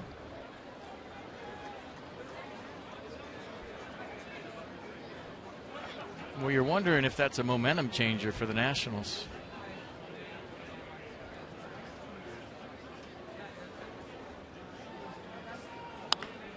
Tyler Moore with a base hit. That ball near the line. Long way to go for Chris Young. Tyler will make the big turn and go back to first base. And he has his first knock of the day. Well, good job of putting the ball in play. kind of fooled on the off speed, stays through it, massages it to left field. Leadoff man aboard here in the top of the 11th for the Nats. Bob Henley talking to Jose Lobaton, getting the signal straight. And you got to be thick and bunt right here, but we'll see.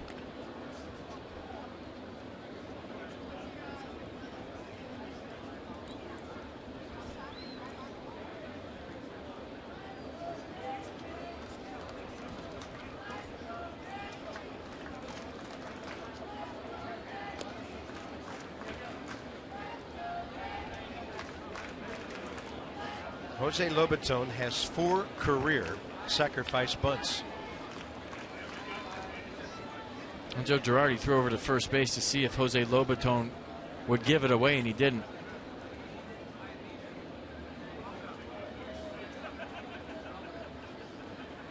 Squares that time and takes it over, but low. Ball 1. Well, the place to bunt it for Lobaton is first base. Brendan Ryan's a shortstop by trade. He's playing first base. He has to hold Tyler Moore on, so that's where you're going to have the most space to bunt. Right down the first base line. Left-handed pitcher falling off the mound toward third, too. Deadens it. The play at first, it'll be 1-4 with Tyler Moore advancing. Well done by Jose Lobaton. Good bunt. First bounce in the dirt. Good read by Tyler Moore. Jose Lobaton going to get some high fives back in the Nats dugout. Nicely done. First base open. We'll see how they approach Danny Espinosa, who of course bats from the right side again. Big day, 3 for 4, double homer single, and he has a career home run, 4 for 11 career against the left-hander Capuano.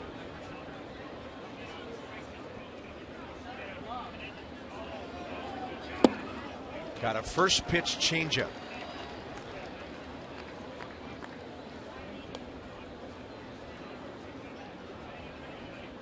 Yeah, 4 RBIs to go along with that home run.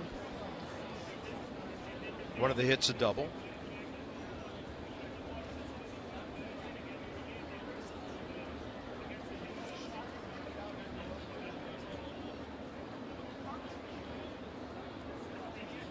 And Espinosa, a little tapper. Taking a turn toward third was Capuano, but Tyler Moore was well on his way, and he's there with 2 outs. It'll be up to Denard Span.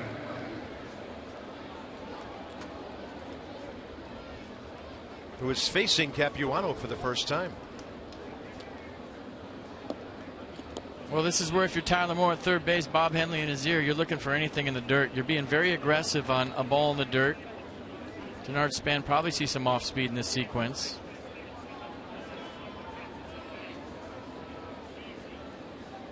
You have to anticipate it.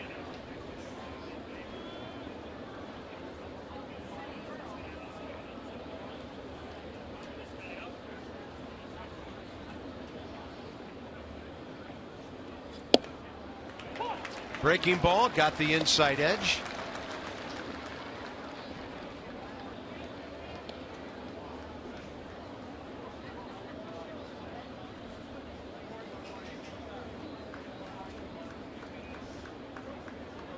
Headley in to take away the bunt.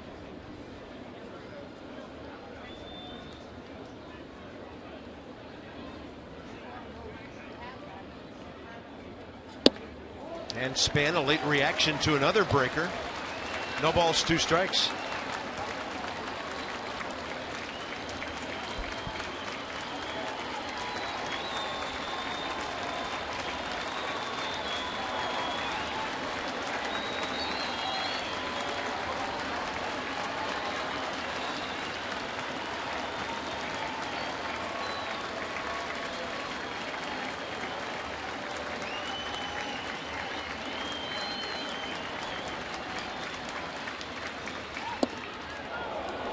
That was close. Well, he left the first 2 sliders up. And you're thinking he doesn't want to bounce one and go to the screen. And that one he kind of wished in there. We'll see if he throws 4 in a row to Denard Span.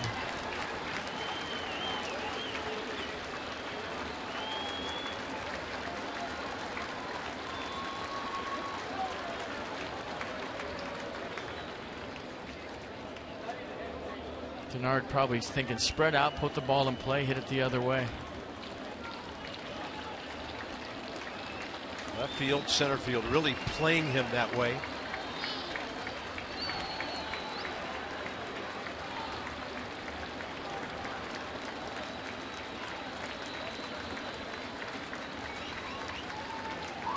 Span a chopper over the mound. This is going to be close, and he beats it out. The Nets take the lead. The sacrifice pays off, and Span has a 3-hit day. 5-4 Nationals. Well, even the ground ball back to the pitcher by Danny Espinosa advanced Tyler Moore to third base, and now you got Denard Span, a guy that can hit an infield single. You're not really thinking it like you would if he was 100%, but you're watching Stephen Drew go away from the play. Chopper over the mound. It was taking a while to develop, and Denard Span smelling a single. And an RBI to put his ball club ahead. Gets it. So a good job of putting the ball in play with 2 strikes and scoring Tyler Moore to put the Nets ahead 5-4. That brings Drew Storen into play as Rendon tries to continue this top of the 11th. There he is. Short on work lately, Drew Storen, in terms of grabbing saves. Rendon takes a breaking ball that drops in. He's facing Capuano for the first time.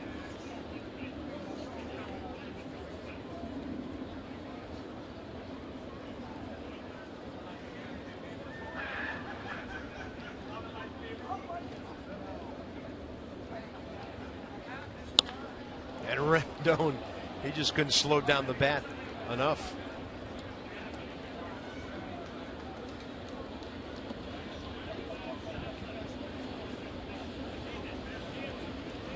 Yeah, how about Denard Span? I didn't know if he was going to play today. He goes 3 for 6. And he gets 3 knocks.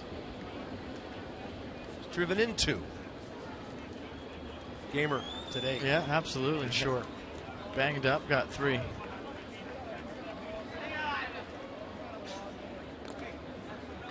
Now you just guess and go. If he throws over twice, you got me. 0-2 count.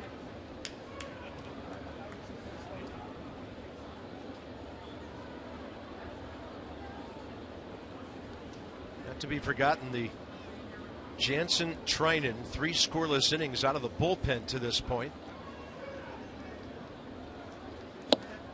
And a swing and a miss. Rendon gone. So are the Nets. But they turn a base hit, a bunt, a grounder, and an infield hit into a 5-4 lead. Here comes Storen.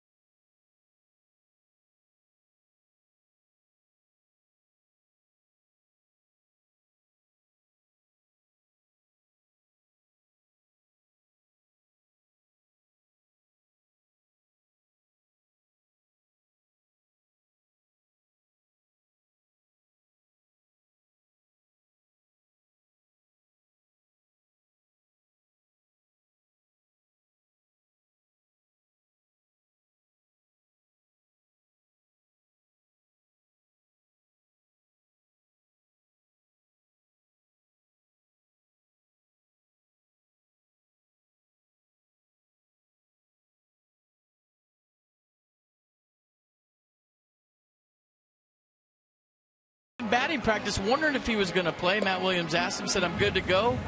Little chopper over the mound. In a 2-strike count. And Stephen Drew going away from it. Denard Span beats it out. It had a funny sound. I don't know if the bat died a hero, but Denard Span, definitely a hero. Driving in the go-ahead run, and now Drew Storen. You see the reaction from Tony Tarasco. 9th-yard span. Drew Storen trying to protect the one-run lead. They loved it. Well, it's all about Drew Storen now, trying for his 19th save of the year. The Yankees have the bottom of their order due up in the bottom of the 11th. Situations just haven't given him closing opportunities lately. Yeah, the fastball this year for Storen averaging 93.9 miles an hour. Slider 83, changeup 87. Righty's hitting .083 against Drew Storen this year. Chris Young, 2 for 4 career against Drew. On the day, 1 for 4. And then Stephen Drew, Brendan Ryan. Slider misses.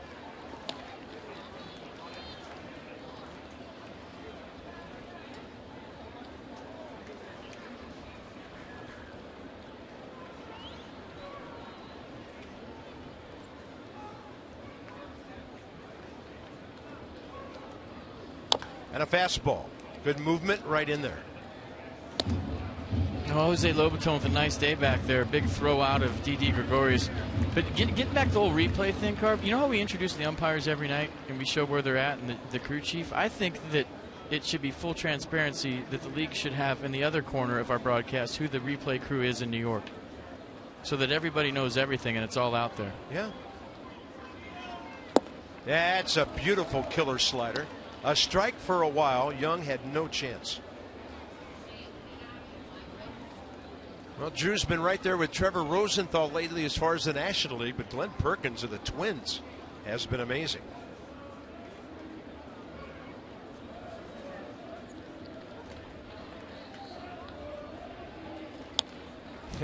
And that was an emergency hack. The replay official could not definitively determine that the runner's hand touched second base prior to the fielder tagging the runner's left side. The call stands. The runner is out. That is the official email. Yeah. Well, the key to it is the Nats got the initial call, so everything had to work against that call, and they felt it didn't. There's a 1-2 again. Storen with the killer slider for strikeout number 1, and 2 outs to go here in the 11th. Nasty. Watch how long this is a strike. I mean, if you're Chris Young, you're seeing this in the zone the whole way until probably like the last 2 feet. Hangs a left turn. And a 5-pitch see ya. And a big first out here in the bottom of the 11th. And now the Drew matchup. Stephen Drew 1 for 4 career against Storen.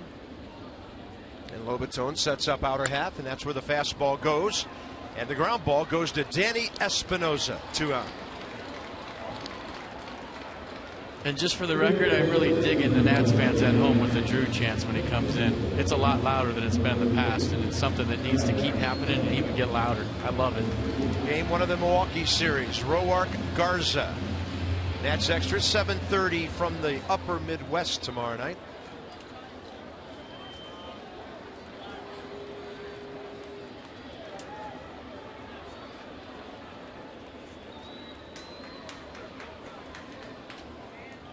Final hope for the Yankees, Brendan Ryan, who's had a good day. Actually, it's Garrett Jones now.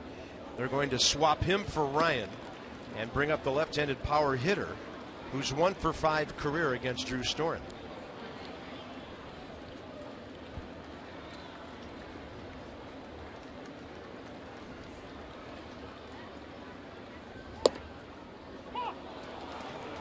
Got the call, 1-1. That's a 13 pitch on my scorecard that Jose Lobaton has framed up and influenced the call today.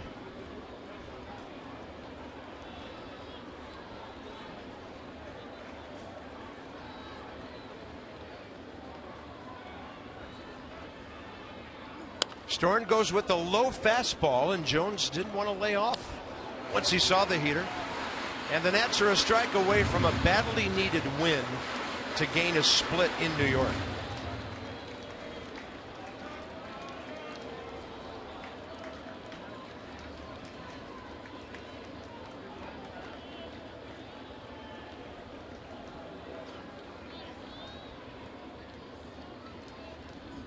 And there it is with a changeup. Drew Storen puts an end to the proceedings, and the Nats will win it and go to Milwaukee now with a little bit more than they thought they might. We talked about at the beginning of this ball game, they needed a man up too, and today was definitely a man up part two when you talk about Danny Espinosa showing up in a big way. Gio Gonzalez having a nice outing. Denard Span chiefing it out with a game-winning hit. The bullpen was awesome. Michael Taylor off the bench with a big 2-run home run. Folks, this is man up part two, and they're hoping they can take this momentum into the weekend series.